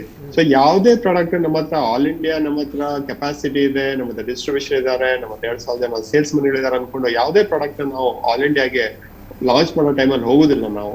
ಸೊ ಕಂಪನಿ 35 ವರ್ಷ ಹಳೆ ಕಂಪನಿ, ನೀವ್ ಹೇಳಿದ ಪ್ರಕಾರ ಒಂದು ರೀಸನಬಲಿ ಸಕ್ಸಸ್ಫುಲ್ ಕಂಪನಿ, ನಮ್ಮ ಲೆವೆಲ್ ಸಹ ನಾವು ಒಂದು ಸ್ಟೇಟ್ಗೆ ಹೋಗ್ತೀವಿ. ಆ ಒಂದು ಸ್ಟೇಟ್ ಅಲ್ಲಿ ಸಾಮಾನ್ಯವಾಗಿ ನಾವು ಒಂದು ರೀಜನ್ ತಗೊಳ್ತೀವಿ, ಆಮೇಲೆ ಒಂದು ಸ್ಟೇಟ್ ತಗೊಳ್ತೀವಿ. ಅಂದ್ರೆ ಎಷ್ಟು ನಾವು ಅದನ್ನ ಕೇರ್ಫುಲ್ ಆಗಿ ನಾವು ಡಿಸಿಷನ್ ತಗೊಳ್ತೀವಿ. This is called a decision. ಅದ್ರಲ್ಲಿ ನಮ್ಮ ಕಂಪ್ಲೇಸೆನ್ಸಿ ಇರಬಾರ್ದು, ಆರೋಗ್ಯಸ್ ಇರಬಾರ್ದು, ನನಗೆಲ್ಲ ಗೊತ್ತಿದೆ, ನಾ ಮಾಡ್ತೀನಿ, ಯಾರು ಕಾಂಪಿಟೇಷನ್ ಇಲ್ಲ ಅಂತ ಹಾಕೋಬಾರ್ದು. ಕರೆಕ್ಟಾಗಿ ನಾವು ಪ್ಲಾನ್ ಮಾಡ್ಕೊಂಡು ಹೋದ್ರೆ ಸಾಮಾನ್ಯವಾಗಿ ನಾವು ಫೇಲ್ ಆಗೋದಿಲ್ಲ.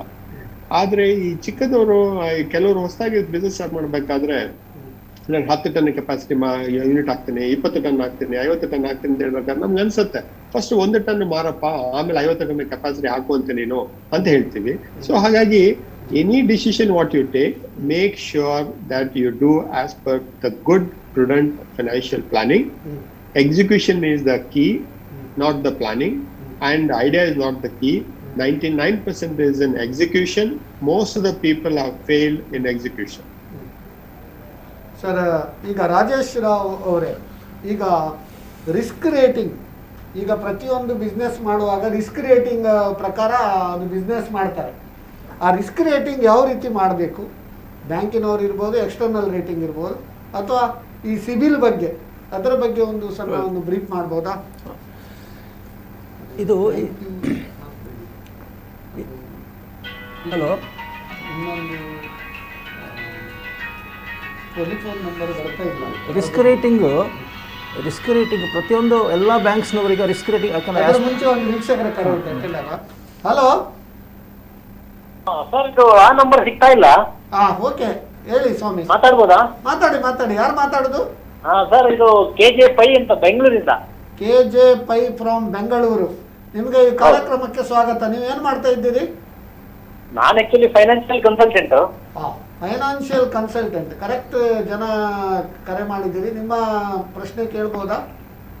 ಸರ್, ಪ್ರಶ್ನೆ ಏನಂದ್ರೆ, ಫಸ್ಟ್ ಆಫ್ ಆಲ್ ಈ ಫೈನಾನ್ಷಿಯಲ್ ಡಿಸಿಪ್ಲಿನ್ ಅಂತ ನೀವ್ ಏನ್ ಹೇಳಿದೀರಾ, ಪ್ಲಾನಿಂಗ್ ಮತ್ತೆ ಡಿಸಿಪ್ಲಿನ್, ಅದಕ್ಕೆ live that is very necessary ಅಂತ ಲೈವ್ ಎಕ್ಸಾಂಪಲ್ ಆಗಿ ನಿಮ್ಮ ಎದುರುಗಡೆ ಉಲ್ಲಾಸ್ ಕಾಮತ್ ಸರ್ ಇದ್ದಾರೆ. And is one of the achievers through Jyothi laboratories ಅಂತ. ಫಸ್ಟ್ ಆಫ್ ಆಲ್ ಅವರಿಗೆ ಕಂಗ್ರಾಚುಲೇಷನ್ ಹೇಳಲಿಕ್ಕೆ ಬಯಸ್ತೇನೆ sir. First point. Thank you sir. ಅವರು ಜ್ಯೋತಿ ಲ್ಯಾಬೊರೇಟರಿ ಅಲ್ಲಿ ಜ್ಯೋತಿ ಬೆಳಗಿದ್ದಾರೆ ಅಂತ ಹೇಳಲಿಕ್ಕೆ ಬಹಳ ಸಂತೋಷ ಆಗ್ತದೆ. ಹೌದೌದು. ಜ್ಯೋತಿ ಲ್ಯಾಬೊರೇಟರೀಸ್ ಅಲ್ಲ, ಬೇರೆ ತುಂಬಾ ಉದ್ಯಮಕ್ಕೆ FICCI ಇದು ಕರ್ನಾಟಕ ಕೌನ್ಸಿಲ್ ಚೇರ್ಮನ್ ಆಗಿ ಹಾಗೂ co chairperson of startup committee FICCI New Delhi ಆಗಿ ಅನೇಕ ಜ್ಯೋತಿಗಳನ್ನು ಸ್ಟಾರ್ಟ್ಅಪ್ ಅನ್ನು ಬೆಳಗಿಸ್ತಾ ಇದ್ದಾರಂತ ಹೇಳಿಕ್ಕೆ ಕೂಡ ಬಹಳ ಒಂದು ಸಂತೋಷ ಆಗ್ತದೆ. ನಿಮ್ಮ ಪ್ರಶ್ನೆ ಮತ್ತೆ ನಾನು ಕೂಡ ಅವರ ದೊಡ್ಡ fan to be frank. Okay, ಇರ್ಲಿ. ನೆಕ್ಸ್ಟ್ ಅದೇ ತರ ಇನ್ನೊಂದು ಎಕ್ಸಾಂಪಲ್ ಏನಂದ್ರೆ, ಈಗ ಪ್ಲಾನಿಂಗ್ ಮತ್ತೆ ಡಿಸಿಪ್ಲಿನ್ ಹಾಳಾಗತ್ತೆ ಅಂತ ಒಂದು ಲೈವ್ ಕೇಸ್ ಹೇಳು ಸರಿನ ತಪ್ಪ ಗೊತ್ತಿಲ್ಲ. ವಿಜಯ್ ಮಲ್ಯ ಕೇಸ್ ಕೂಡ ಏನು ಅವರು economic person of the year ಅಂತ ಆಲ್ ಇಂಡಿಯಾ ಇಕನಾಮಿಕ್ ಟೈಮ್ಸ್ ಕೊಟ್ಟಿದ್ರು ಅವರು ಒಂದು ಕಾಲದಲ್ಲಿ. ಆದ್ರೆ ಈ has become sort of financially ಇದಾಯ್ತು. ಯಾಕಂದ್ರೆ ಡಿಸಿಪ್ಲಿನ್ ನಲ್ಲಿ ಸ್ವಲ್ಪ ಕೊರತೆ ಇರ್ಬೋದು, ಒನ್ ಆಫ್ ದ ಫ್ಯಾಕ್ಟರ್ಸ್. ಒಂದು ಲಾಸ್ಟ್ ಪಾಯಿಂಟ್ ನಾನು ಹೇಳೋದೇನಂದ್ರೆ ಸರ್, ಈಗ ಒಬ್ರು ಒಳ್ಳೆ ಪ್ರೊಫೆಷನಲ್ ಆಗಿ ಎಂಟರ್ಪ್ರಿನರ್ ಇರ್ತಾರೆ, ತುಂಬಾ ಡಿಸಿಪ್ಲಿನ್ ಇರ್ತಾರೆ, ಆದ್ರೆ ಅವರಿಗೆ ಸಪೋರ್ಟ್ ಕೊಡೋ ಬ್ಯಾಂಕ್ ಡಿಸಿಪ್ಲಿನ್ ನಲ್ಲಿ ಕೊರತೆ ಇರುತ್ತೆ. ಅವರು ಸರಿಯಾದ ಟೈಮ್ ಅಲ್ಲಿ ಅಡೆಕ್ವೇಟ್ ಫೈನಾನ್ಸ್ ಮಾಡದೇ ಇದ್ದಾಗ ಇವ್ರು ಎಷ್ಟೇ ಡಿಸಿಪ್ಲಿನ್ ಇದ್ರು ಆ ಒಂದು ಅವ್ರದ್ದು ಎಂಪೈರ್ ಆ ಲೆವೆಲ್ ಹೋಗಲ್ಲ, ಸ್ವಲ್ಪ ಕಮ್ಮಿ ಲೆವೆಲ್ ಹೋಗೋ ಚಾನ್ಸ್ ಇದೆ. ಇದು 3 ಪಾಯಿಂಟ್ ಸರ್ ಅಷ್ಟೇ. ಬಹಳ ಉತ್ತಮವಾಗಿ ಆಸ್ ಎ ಫೈನಾನ್ಷಿಯಲ್ ಕನ್ಸಲ್ಟೆಂಟ್ ನಿಮ್ಮ ಪೂರ ಅನುಭವ ಹೇಳಿದಿರಿ. ವಿಜಯ್ ಮಲ್ಯರು ವಿಜಯ ಇದ್ದದ್ದು, ಅವರು ಪರಾಜಯ ಹೇಗೆ ಆಯ್ತದೆ ಅದ್ರದ್ದು ನಾವು PPT ಅಲ್ಲಿ ಕೂಡ ಹಾಕಿದ್ದೇವೆ ವಿತ್ ರೀಸನ್ಸ್. ವಿಜಯ್ ಮಲ್ಯರ್ದು ಯಾಕೆ ಡೌನ್ಫಾಲ್ ಆಯಿತು, ಯಾವ ರೀತಿ ಅವ್ರದ್ದು ಮೇಲೆ ಹೋದ್ರು, ಯಾವ ರೀತಿ ಎಲ್ಲ ಅವರು ಕೆಳಗೆ ಬಂದರು ಅದನ್ನು ಕೇಳ್ತಾರೆ. ಸರ್, ನಮ್ಮ ಉಲ್ಲಾಸ್ ಕಾಮತ್ ಸರ್, ಹೇಗೆ ವಿಜಯ ಮತ್ತೆ ಪರಾಜಯ ಅದರ ಬಗ್ಗೆ ಹೇಳ್ಬೋದಾ? ನಾವು ಪರ್ಸನಲ್ ಆಗಿ ಯಾರ ಬಗ್ಗೆನೂ ನಾವು ಮಾತಾಡೋದಿಲ್ಲ. ಅವರು ಸಹ very well respected business Mann. ನಾವು ಅವರ ಒಂದು ಕೆಪಬಿಲಿಟಿ ನಾವು ನೋಡಿದ್ವಿ. ನಾವು is one of the undoubtedly one of the best businessmen which I have seen from my younger days. No doubts as far as Vijay Mallya's capabilities are concerned. Extremely smart businessman. Nanu nodiro prakara 2 things must have gone wrong. One is getting into an airline was the biggest mistake. Globally yaru airline business alli hana madilla. Airline business is always seen as lifestyle business anta ಹೇಳ್ತಾರೆ. So ಅಂಥದ್ರಲ್ಲಿ world class airline ಅವರು ತಗೊಂಡ್ ಬಂದಿದ್ರು. ನಾವು Kingfisher airline ಹೋಗಿದ್ದೀವಿ ನಾವು. And our experience in going with Kingfisher airlines to London was one of the amazing experience. It is a beautiful palace in the sky. So everybody were extremely happy to go in Kingfisher Airlines abroad. So there is no doubt it is a fantastic airline, but airline business was the wrong decision. Second, acquiring probably the Air Deccan, which is the economy model, whereas Kingfisher was a full service airline. So that marriage did not work. When it did not work, airlines came into under pressure because of the competition. So that was probably decision getting into a non-core area of Dr. Vijay Mallya must be a one wrong decision. The second one is that anti-establishment. When you are running a business, ನೀವು ಯಾವತ್ತೂ ನೀವು aunty establishment ಇರ್ಲಿಕ್ಕಿಲ್ಲ. ಇದು ನಮ್ಮ ದೇಶ, ಇದು ನಮ್ಮ ಜನ, ನಮ್ಮ ರೂಲ್ಸ್, ನಮ್ಮ ಲಾ, ಅದನ್ನ ನಾವು ಫಾಲೋ ಮಾಡ್ಕೊಂಡೇ ಹೋಗ್ಬೇಕು. ನಾವು ಯಾವತ್ತೂ ನಮ್ ಕೈಲಿ ಆಗುತ್ತೆ ಅಂತ ತಪ್ಪೋದು. Always we should be pro establishment, not anti establishment. And the last one is that ಸಾಮಾನ್ಯವಾಗಿ ಬಿಸ್ನೆಸ್ ಮನ್ಗಳಿಗೆ ಫೇಲ್ಯೂರ್ ನ ಅಕ್ಸೆಪ್ಟ್ ಮಾಡ್ಕೊಳ್ಳೋದು ಬಹಳ ಸುಲಭವಾಗಿ ಮಾಡ್ಕೊಂಡ್ಬಿಡ್ತಾರೆ. ಸಕ್ಸಸ್ ನ ಮ್ಯಾನೇಜ್ ಮಾಡೋದು ಬಹಳ ಕಷ್ಟ ಆಗುತ್ತೆ. ಸೊ ಬಿಸ್ನೆಸ್ ಮನ್ ಒಂದ್ ಮನ್ಸಲ್ಲಿ ತಿಳ್ಕೋಬೇಕು, ಸಕ್ಸಸ್ ತಲೆ ಒಳಗಡೆ ಹೋಗ್ಬಾರ್ದು, ಫೇಲ್ಯೂರ್ ಹಾರ್ಟ್ ಗೆ ಹೋಗ್ಬಾರ್ದು. Success should not go to your head and failure should not go to your heart ಅಂತೇಳಿ. ಅಂದ್ರೆ ಭಗವದ್ಗೀತೆಯಲ್ಲಿ ಕೃಷ್ಣ ಕೂಡ ಹೇಳಿದ್ದಾರೆ, ದುಃಖೇಶು ಅನುದ್ವಿಗ್ನ ಮನಾಹ ಸುಖೇಶು ವಿಗತ ಸ್ಪ್ರಾಹ ವೀತರಾಗ ಭಯ ಕ್ರೋಧ ಸ್ಥಿತದೀಹಿ ಮುನಿರುಚ್ಯತೆ ಅಂತೇಳಿ. ಅಂದರೆ when there is temporary set back, ಆವಾಗ ನಾವು ಇದು ಮನಸ್ಸಿನಲ್ಲಿ ಉದ್ವೇಗದಿಂದ ಇರಬಾರ್ದಂತೆ. ಅದೇ ರೀತಿ ಟೆಂಪರರಿ ಸಕ್ಸಸ್ ಆದಾಗ ಅಹಂಕಾರದಿಂದ ಮೆರಿಬಾರ್ದಂತೆ. ವೀತರಾಗ ಭಯ ಕ್ರೋಧ ಇದೆರಡೂ ಸಂದರ್ಭದಲ್ಲಿ ಸ್ಥಿತದೀಹಿ, you should be contented person. ಆವಾಗ ಮಾತ್ರ ಮುನಿರುಚ್ಯತೆ, you can succeed or you can excel or you can proceed ಅಂತೇಳಿ ಭಗವದ್ಗೀತೆಯಲ್ಲಿ ಕೃಷ್ಣ ಕೂಡ ಹೇಳಿದ್ದಾರೆ. ಹೇಳಿ ಸರ್. ಹೌದು. ಆಮೇಲೆ ಇನ್ನೊಂದು ಅದಕ್ಕೆ ಜಸ್ಟ್ ಅಡಿಷನ್ ನನ್ನ ಕಡೆಯಿಂದ ಅಂತ ಹೇಳಿದ್ರೆ, ಸಾಮಾನ್ಯವಾಗಿ ಒಬ್ಬ ಬಿಸ್ನೆಸ್ ಮನ್ ಸಕ್ಸಸ್ಫುಲ್ ಆದಾಗ ಇಡೀ ಸೊಸೈಟಿ ಅದನ್ನ ಪಾಸಿಟಿವ್ ಮಾತ್ರ ನೋಡ್ತಾರೆ, ನೆಗೆಟಿವ್ ನೋಡೋದಿಲ್ಲ. ಅದೇ ಬಿಸ್ನೆಸ್ ಮನ್ ಏನಾದ್ರೂ ಲಾಸ್ ಆದ್ರೆ ಯಾವ ಪಾಸಿಟಿವ್ ನೋಡೋದಿಲ್ಲ, ಬರೀ ನೆಗೆಟಿವ್ ನೋಡ್ತಾರೆ. ಅದು ನಮ್ಮ ಒಂದು ಸೊಸೈಟಿ. ಪ್ಲಸ್ ಯಾರಾದ್ರೂ ಬಿಸ್ನೆಸ್ ಮನ್ ಲಾಸ್ ಆಯ್ತು ಅಂತ ಹೇಳಿದ್ರೆ ಸಾಮಾನ್ಯವಾಗಿ ನಮ್ಮ ಸೊಸೈಟಿ ಅಯ್ಯೋ ಅಪ್ಪ ಅಂತ ಹೇಳೋದಿಲ್ಲ. ಅವ್ರು ಹೇಳ್ತಾರೆ ನೋಡು ಆ ಟೈಮಲ್ಲಿ ಆತರ ಇದ್ದ ಈ ತರ ಇದ್ದ ಹಾಗೆ ಹೀಗೆ ಅಂತ ಹೇಳ್ತಾರೆ. ಅದು ತಪ್ಪು. ನಮ್ಮಲ್ಲಿ ಒಂದು as a society we should encourage a business people, we should make them succeed, we should help them succeed. ಈಗ ಏನು ನಾವು ಗೋ ಫಾರ್ ಲೋಕಲ್ ಅಂತೆಲ್ಲ ಹೇಳ್ತೀವಿ, ಆತ್ಮನಿರ್ಭರ್ ಅಂತ ಹೇಳ್ತೀವಿ. They are all real good, not just slogan, but there's a real good programs for the countrymen. So as a society, we should adopt local business people, we should buy local products, we should help the local one. Then only we can come up and our businessmen will come up. A businessman is as good as a society. So ಹಾಗಾಗಿ ನನ್ನ request ಎಲ್ಲ ವೀಕ್ಷಕರಿಗೆ, ದಯವಿಟ್ಟು ನಿಮ್ಮ ಏರಿಯಾದಲ್ಲಿ ಯಾರು ಏನು production ಮಾಡ್ತಾರೆ ಅದನ್ನ ಪರ್ಚೇಸ್ ಮಾಡಿ. ನಿಮ್ಮ ಏರಿಯಾದಲ್ಲಿ ಏನಾದ್ರೂ ಹಾಲು ಉತ್ಪಾದನೆ ಮಾಡಿದ್ರೆ ಹಾಲು ತಗೊಳ್ಳಿ. ನಿಮ್ಮ ಏರಿಯಾದಲ್ಲಿ ಯಾರು ಐಸ್ ಕ್ರೀಮ್ ಮಾಡಿದ್ರೆ ದಯವಿಟ್ಟು ಐಸ್ ಕ್ರೀಮ್ ತಗೊಳ್ಳಿ. ಸೊ ಆಗ ಲೋಕಲ್ ಇರೋರಿಗೆ ಒಂದು ನೀವು ಹೆಲ್ಪ್ ಮಾಡಿದ್ರೆ ಒಂದಿನ ಅವರು ಸಹ ದೊಡ್ಡ ಬಿಸ್ನೆಸ್ ಮನ್ ಆಗ್ತಾರೆ. And business Mann is a very very important for the upliftment of the society and for the building of the nation. Correct, ಬಹಳ ಉತ್ತಮವಾಗಿ ಹೇಳಿದ್ರಿ. ಲೋಕಲ್ ಜನರಿಗೆ ನಾವು ಸಪೋರ್ಟ್ ಮಾಡಿದರೆ ಲೋಕಲ್ ಎಂಪ್ಲಾಯ್ಮೆಂಟ್ ಕೂಡ ಜನರೇಟ್ ಆಗ್ತದೆ, ಲೋಕಲ್ ಆಗಿ ಅವ್ರದ್ದು ಎಲ್ಲ ಅಭಿವೃದ್ಧಿ ಕೂಡ ಆಗ್ತದೆ ಅಂತ ಹೇಳ್ತಾ, ಈಗ ವಾರನ್ ಬಫೆಟ್ ಅವರು ಹೇಳ್ತಾರೆ ಈಗ ಇದು ಫೇಲ್ಯೂರ್ ಮತ್ತು ಸಕ್ಸಸ್ ಯಾಕೆ ಅಂತೇಳಿ. ಫೇಲ್ಯೂರ್ ಯಾಕೆ ಆಗ್ತದೆ ಅಂತೇಳಿ, ಈ face on spending. If you buy things you do not need, soon you will have to sell things which you need ಅಂತೇಳಿ ಬಹಳ ಉತ್ತಮವಾಗಿ ವಾರನ್ ಬಫೆಟ್ ಅವರು ಹೇಳ್ತಾರೆ. ಅದೇ ರೀತಿ ಈಗ ರಿಸ್ಕ್ ಬಗ್ಗೆ ನಮ್ಮ ರಾಜೇಶ್ ಅವರು ಇದು ರಿಸ್ಕ್ ರೇಟಿಂಗ್ ಕಾನ್ಸೆಪ್ಟ್ ಬಂದಿರೋದು ಬ್ಯಾಸಲ್ ನಾರ್ಮ್ಸ್ ಪ್ರಕಾರ ಬಂದಿರೋದ್ರಿಂದ ಇಂಡಿಯಾದಲ್ಲಿ ಇಂಟರ್ನ್ಯಾಷನಲ್ ಬ್ಯಾಸಲ್ 3 ನಾರ್ಮ್ಸ್ ಪ್ರಕಾರ ಆವಾಗ ರಿಸ್ಕ್ ರೇಟಿಂಗ್ ಕಾನ್ಸೆಪ್ಟ್ ಬಂತು ಭಾರತಕ್ಕೆ. ಸೊ ಇಲ್ಲಿ ಏನು ಹೇಳ್ತಾರೆ ಅಂತ ಹೇಳಿದ್ರೆ, ಇದು ಯಾಕೆ ಬೇಕು ಅಂತ ಹೇಳಿದ್ರೆ, ಈ ಪ್ರೊವಿಷನಿಂಗ್ ನಾರ್ಮ್ಸ್ ಬಂತು ನಮ್ಮ ಇಂಡಿಯಾದಲ್ಲಿ. ಆ ಪ್ರೊವಿಷನ್ ನಾರ್ಮ್ಸ್ಗೋಸ್ಕರನೇ ರಿಸ್ಕ್ ರೇಟಿಂಗ್ ಕೂಡ ಅದ್ರ ಜೊತೆಯಲ್ಲೇ ಬಂತು. ಸೊ ಇಲ್ಲಿ ಬ್ಯಾಂಕ್ನವ್ರು ಏನು ಮಾಡ್ತಾರೆ ಅಂತ ಹೇಳಿದ್ರೆ, 3-4 ಸ್ಲ್ಯಾಬ್ಸ್ಗಳಿದ್ದಾವೆ. So for example, there are several models of risk rating. Low risk, low risk, moderate risk, normal risk, high risk. ಅಲ್ಲ, ಲೋ, ನಾರ್ಮಲ್, ಮಾಡರೇಟ್ ಮತ್ತೆ ಹೈ. ಹೌದು. ಸೊ ಈ 4 ರಿಸ್ಕ್ಗೆ 4 ಟೈಪ್ ಆಫ್ ರಿಸ್ಕ್ ರೇಟಿಂಗ್ ಇದೆ ಬ್ಯಾಂಕ್ಗಳಲ್ಲಿ. ಒಂದು ಅಪ್ ಟು 20 lakhs ಲಿಮಿಟ್ ಒಂದು rating model ಇದೆ, ಅಪ್ ಟು 2 crores ಒಂದಿದೆ, ಮತ್ತೆ about 2 crores up to 10 crores. ಅಂದ್ರೆ 5 crores ಮೇಲೆ ಇದ್ದದೀಗ 10 ಕೋಟಿ ಮಾಡಿದ್ದಾರೆ. ಅದು external rating. External rating by CRISIL, ICRA, ಅದು ಎಕ್ಸ್ಟರ್ನಲ್ ಏಜೆನ್ಸೀಸ್ ಇದಾವೆ. ಅವರು ಒಳ್ಳೆ ರೇಟಿಂಗ್ ಇದ್ದದ್ದು MSME ಅವ್ರನ್ನ ಕಮ್ಮಿ ರೇಟ್ ಕೊಟ್ಟು ಹಾಳು ಮಾಡಿ ಹಾಕ್ತಾರೆ. ಮತ್ತೆ ಒಳ್ಳೊಳ್ಳೆ ದೊಡ್ಡ ದೊಡ್ಡ ಉದ್ಯಮಕ್ಕೆ ಇದ್ದದಕ್ಕಿಂತ ಒಳ್ಳೆ ರೇಟಿಂಗ್ ಕೊಟ್ಟು ಮತ್ತೆ ಎಲ್ಲರಿಗೂ ತೊಂದರೆ ಆಗ್ತದೆ. ಅದನ್ನು ಕೂಡ ಒಂದು ಇಂಟ್ರೋಸ್ಪೆಕ್ಟ್ ಮಾಡಬೇಕು. ಈ ರೇಟಿಂಗ್ ಬಗ್ಗೆ ನಾವು ರೇಟಿಂಗ್ ಮಾಡಬೇಕು. ಬಟ್ ಅದು ಈಗ ಈ ರೇಟಿಂಗ್ ಏಜೆನ್ಸಿ ಅವರ ಬಗ್ಗೆ ಒಂದು ರೇಟಿಂಗ್ ಮಾಡುವಂತಿದ್ದೇನೆ ನಾನು ಕಾರ್ಯಕ್ರಮದಲ್ಲಿ. ಸೊ ಹೀಗೆ ಈ ರೇಟಿಂಗ್ ಒಂದು ಬಂತು. ಮತ್ತೆ ಎರಡನೇದು ಏನಂತ ಹೇಳಿದ್ರೆ ಸಿಬಿಲ್ ನೀವು ಹೇಳಿದ್ರಿ. ಮತ್ತೆ ಈ ರೇಟಿಂಗ್ ಯಾಕೆ ಇಂಪಾರ್ಟೆಂಟ್ ಅಂದರೆ ರೇಟ್ ಆಫ್ ಇಂಟ್ರೆಸ್ಟಿಗೋಸ್ಕರ ಏನು ತುಂಬ ನಾರ್ಮ್ಸ್ ಇದೆ, ಒಂದು 15-20 ನಾರ್ಮ್ಸ್ ಇದೆ, ಪ್ಯಾರಾಮೀಟರ್ಸ್ ಇದೆ. ಅದರಲ್ಲಿ ಆ ಎಲ್ಲ ಪ್ಯಾರಾಮೀಟರ್ಸ್ ನೋಟ್ ಮಾಡಿ ಸ್ಕೋರಿಂಗ್ ಮಾಡ್ತಾರೆ ರಿಸ್ಕ್ ರೇಟಿಂಗ್ನಲ್ಲಿ. ಆ ಸ್ಕೋರಿಂಗ್ ಪ್ರಕಾರನೇ ರಿಸ್ಕ್ ರೇಟಿಂಗ್ ಮಾಡಿ ಅದಕ್ಕೆ ಪ್ರಕಾರ ಇಂಟ್ರೆಸ್ಟ್ ರೇಟ್ ಕೂಡ ಚಾರ್ಜ್ ಮಾಡೋದು ಇರ್ತದೆ. ಸೊ ಲೋ ರಿಸ್ಕಿಗೆ ಲೋವರ್ ಇಂಟ್ರೆಸ್ಟ್ ರೇಟ್, ಹಾಗೆ ಹೈ ರಿಸ್ಕ್ ಇದ್ದರೆ high interest rate, highest rate. ಹೀಗೆ ಇನ್ನೊಂದು ಸಿಬಿಲ್ ನಾರ್ಮ್ಸ್ ಇದೆ, ಸಿಬಿಲ್ ರಿಸ್ಕ್ ರೇಟಿಂಗ್. ಅದು ಸ್ಕೋರಿಂಗ್ ಮೋರ್ ದೆನ್ 700 ಇರಬೇಕು ಅಂತ. ಈಗ ಲೆಸ್ ದೆನ್ 700 ಇದ್ದರೆ they will not permit, they will reject the proposal. ಇಲ್ಲಿ 2 ಟೈಪ್ ಇದೆ, ಒಂದು ಇಂಡಿವಿಜುವಲ್ ಎಂಟರ್ಪ್ರಿನರ್ ಸಿಬಿಲ್, ಇನ್ನೊಂದು ಕಾರ್ಪೊರೇಟ್ ಸಿಬಿಲ್ ಅಂತ ಇದೆ.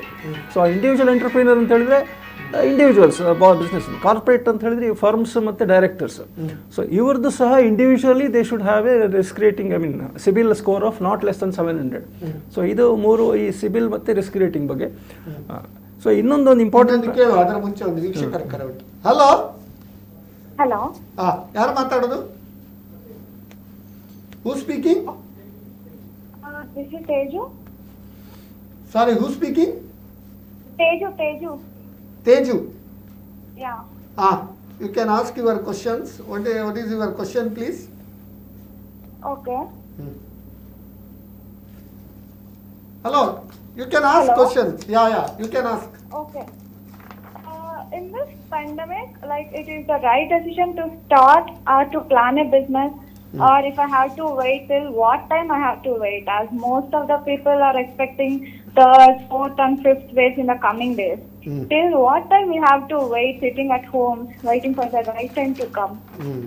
What is the right time to start a business? Now, because of pandemic situation, there is a fear psychosis. So when to start the business, correct now? Yeah. Our Ullas Kamath sir, you are the king for this one startups.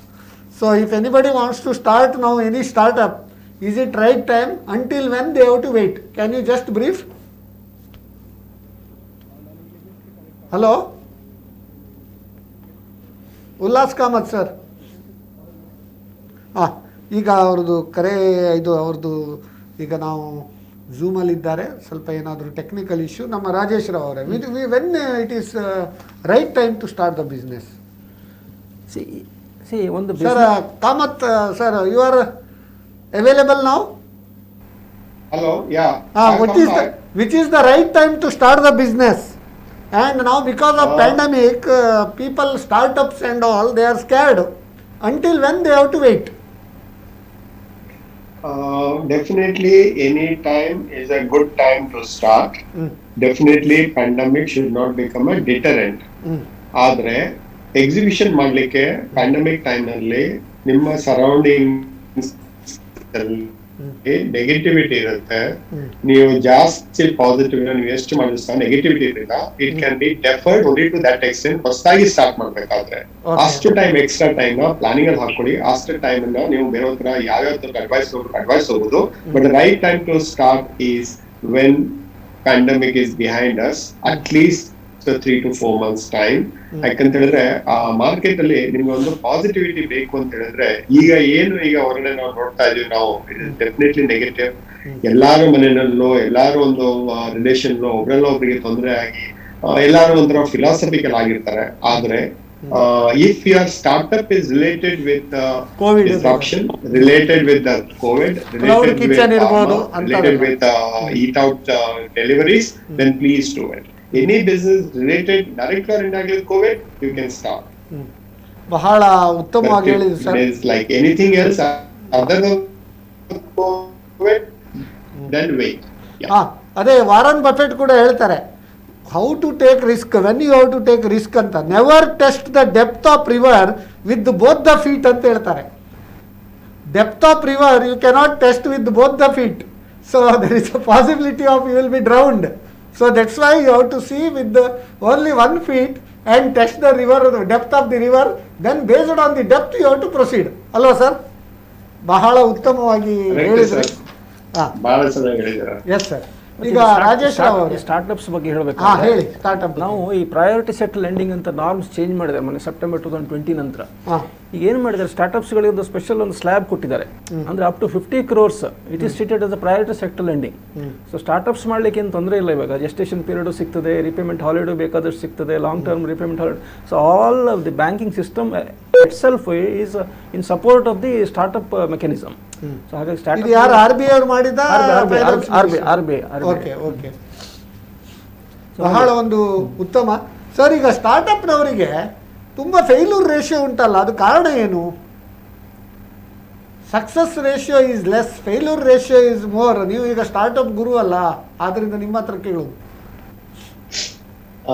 Startup ಗುರು ಅಂತ ಇಲ್ಲ, but definitely my heart is with the startups. Startup is definitely the future.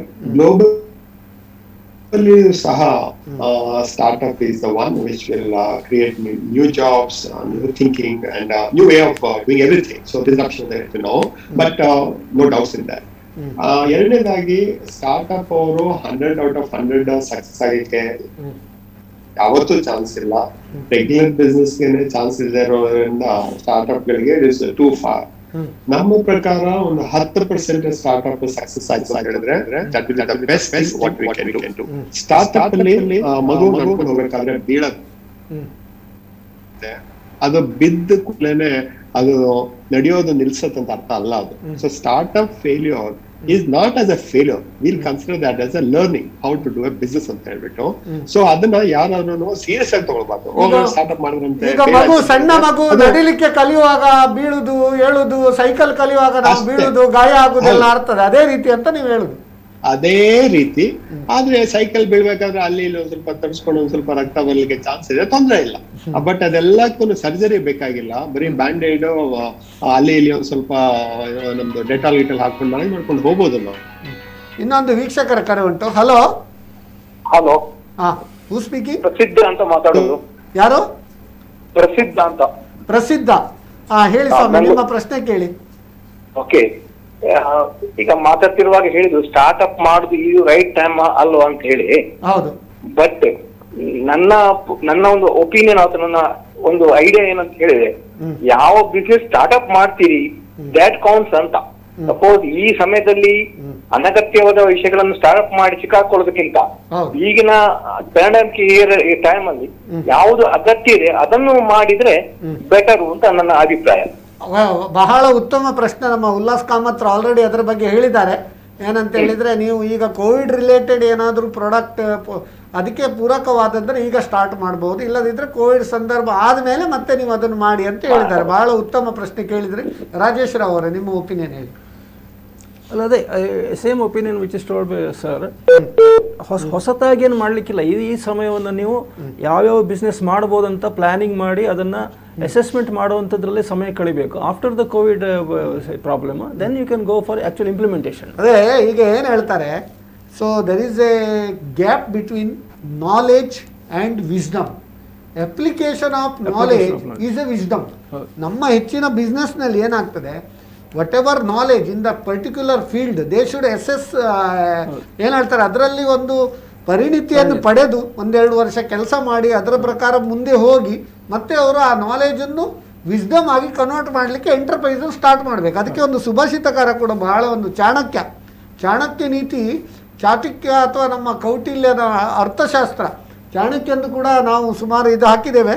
ಅದರಲ್ಲಿ ಏನು ಹೇಳ್ತಾರೆ, ಪುಷ್ಪೇ ಗಂಧಂ ತಿಲೇ ತೈಲಂ ಕಾಷ್ಟೇ ಅಗ್ನಿಂ ಪಯಸಿ ಘೃತಂ ಇಕ್ಷೌ ಗುಡಂ ತಥಾ ದೇಹೆ ಪಶ್ಚಾತ್ಮನಂ ವಿವೇಕತಃ ಅಂತೇಳಿ.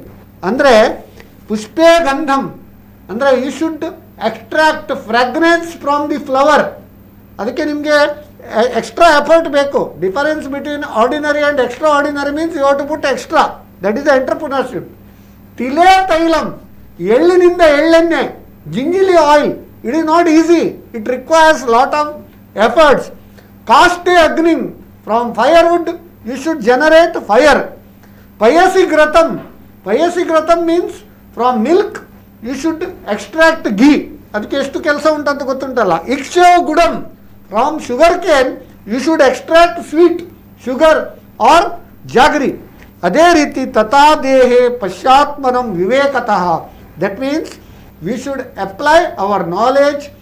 For that entrepreneurship extra effort is required to convert the knowledge into wisdom ಅಂತ ಹೇಳ್ತಾರೆ.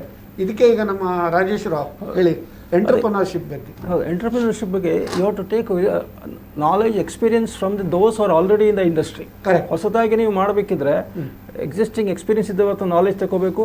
ಬ್ಯಾಂಕರ್ಸ್ಗಳ ಹತ್ರ ಕಮ್ಯುನಿಕೇಶನ್ ಚೆನ್ನಾಗಿ ಇಟ್ಕೊಳ್ಬೇಕು. ಕರೆಕ್ಟ್. ಮತ್ತೆ ಚಾರ್ಟರ್ಡ್ ಅಕೌಂಟೆಂಟ್ ಹತ್ರ ಸರ್ ಹೇಳಿದಂಗೆ ಫೈನಾನ್ಷಿಯಲ್ ಅಡ್ವೈಸರ್ಸ್, ಇವ್ರ ಹತ್ರ ನೀವು ಈ 4 ಜನರ ನೀವು ಅಡ್ವೈಸ್ ತಗೊಂಡು ಮುಂದುವರಿಬೇಕು. ಏನಾರು ಮಾಡಿ ಬ್ಯಾಂಕಿನವರು ಸಾಲ ಕೊಡ್ತಾರೆ ಅಂತ ಹೇಳಿ ನೀವು ಸ್ಕೀಮ್ ಪ್ರಾಜೆಕ್ಟ್ ಮಾಡಬಾರ್ದು. ಈಗ ಏನಾಗ್ತಾರೆ, ಬ್ಯಾಂಕಿನವರು ಯಾವುದೇ ಪ್ರಾಜೆಕ್ಟ್ ಮಾಡಿ ನೀವು ಸಾಲ ಸಿಸ್ಟಮ್ ಇದೆ ಅಲ್ಲಿ, ಅವರವರ ಪ್ಯಾರಾಮೀಟ್ರಿಕ್ಸ್ ಸರಿಯಾಗಿ ನಿಮ್ಗೆ ಸಾಲ ಗ್ರಾಂಟ್ ಆಗ್ತದೆ.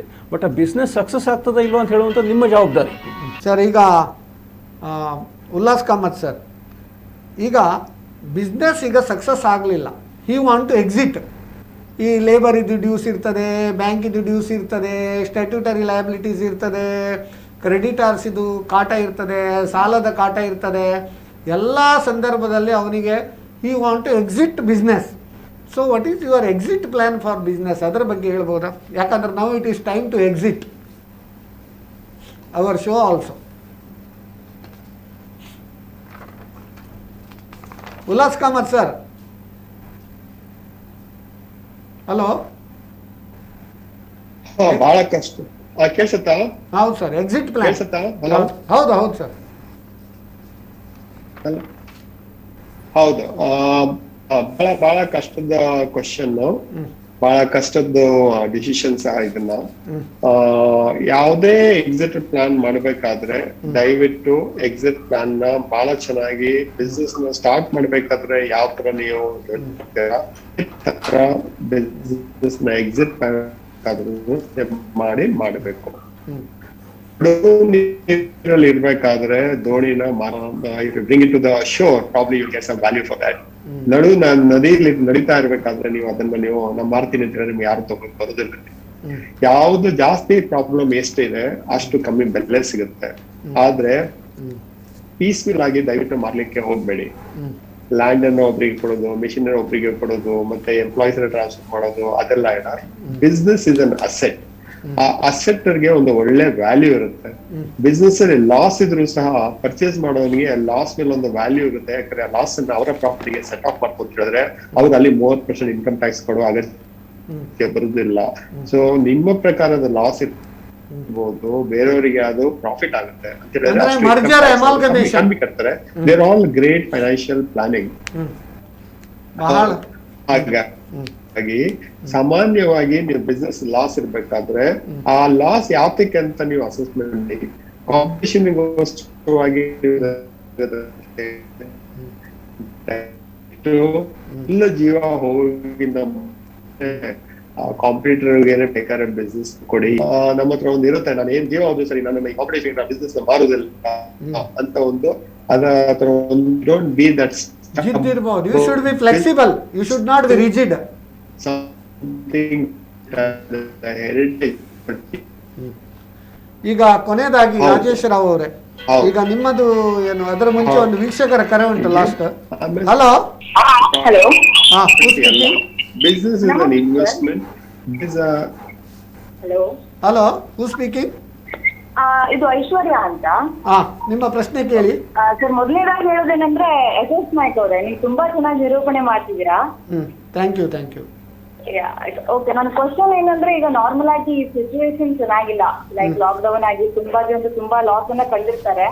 ಇವಾಗ ನಾರ್ಮಲ್ ಆಗಿ ಕಾಮರ್ಸ್ ಅವ್ರನ್ನು ತುಂಬಾ ಸಕ್ಸಸ್ ಮತ್ತೆ ಫೇಲ್ಯೂರ್ ಎರಡನ್ನೂ ಕೂಡ ಫೇಸ್ ಮಾಡಿದವರು. ಸೊ ಈ ಟೈಮ್ ಅಲ್ಲಿ ಎಲ್ಲರಿಗೂ ಮೋಟಿವೇಟ್ ಆಗಿರುವಂತದ್ದು ಏನಂದ್ರೆ, ಈ ತರ ತುಂಬಾ ಲಾಸ್ ಆಗ್ತಿದೆ. ಸೊ ಅವ್ರ ಲೈಫ್ ಅಲ್ಲಿ ನಾರ್ಮಲ್ ಈಗ ಸಕ್ಸಸ್ ಫೇಲ್ಯೂರ್ ಎರಡನ್ನೂ ಕಂಡಿರ್ತಾರೆ. ಸೊ ಅವ್ರ ಲೈಫ್ ಅಲ್ಲಿ ಏನಾದ್ರೂ ಒಂದು ಯಾವಾಗಾದ್ರೂ ಫೇಲ್ಯೂರ್ ಅನ್ನ ಕಂಡಿರೋದನ್ನ ಒಂದು ಪ್ರಾಕ್ಟಿಕಲ್ ಆ ಟೈಮ್ ಅವ್ರು ಏನ್ ಮಾಡಿದಾರೆ, ಅದನ್ನ ಹೇಗೆ ಮ್ಯಾನೇಜ್ ಮಾಡಿದ್ದಾರೆ ಅದನ್ನ ಹೇಳ್ತಾರೆ ಅವರು. ಉತ್ತಮ ಬಹುಮಾನಿತ ಪ್ರಶ್ನೆ madam. We should congratulate for all asking such a wonderful question. Ullas Kamath sir, it is for you only. ನಿಮಗೆ ಯಾವಾಗಾದ್ರೂ ಫೇಲ್ಯೂರ್ ಟೆಂಪರರಿ ಏನಾದರೂ ಸೆಟ್ ಬ್ಯಾಕ್ ಅಥವಾ ಫೇಲ್ಯೂರ್ ಆಗಿದೆ, ಆ ಸಂದರ್ಭದಲ್ಲಿ ಹೌ ಯು ಬೌನ್ಸ್ ಬ್ಯಾಕ್ ಅಂತೇಳಿ.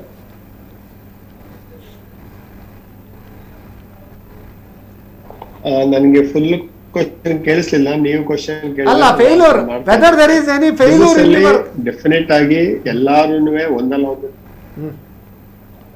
ಎಸ್ ನಾವು ಫೇಲ್ಯೂರ್ ಆಯ್ತು ಅಂತ ಹೇಳಿದ್ರೆ ಅದನ್ನ ನಾವು ಲರ್ನಿಂಗ್ ಅಂತ ಹೇಳ್ಕೊಂಡ್ಬಿಟ್ಟು ನಾವು ಮುಂದೆ ಹೋಗ್ತೀವಿ ನಾವು. So it is not that will get worried about it.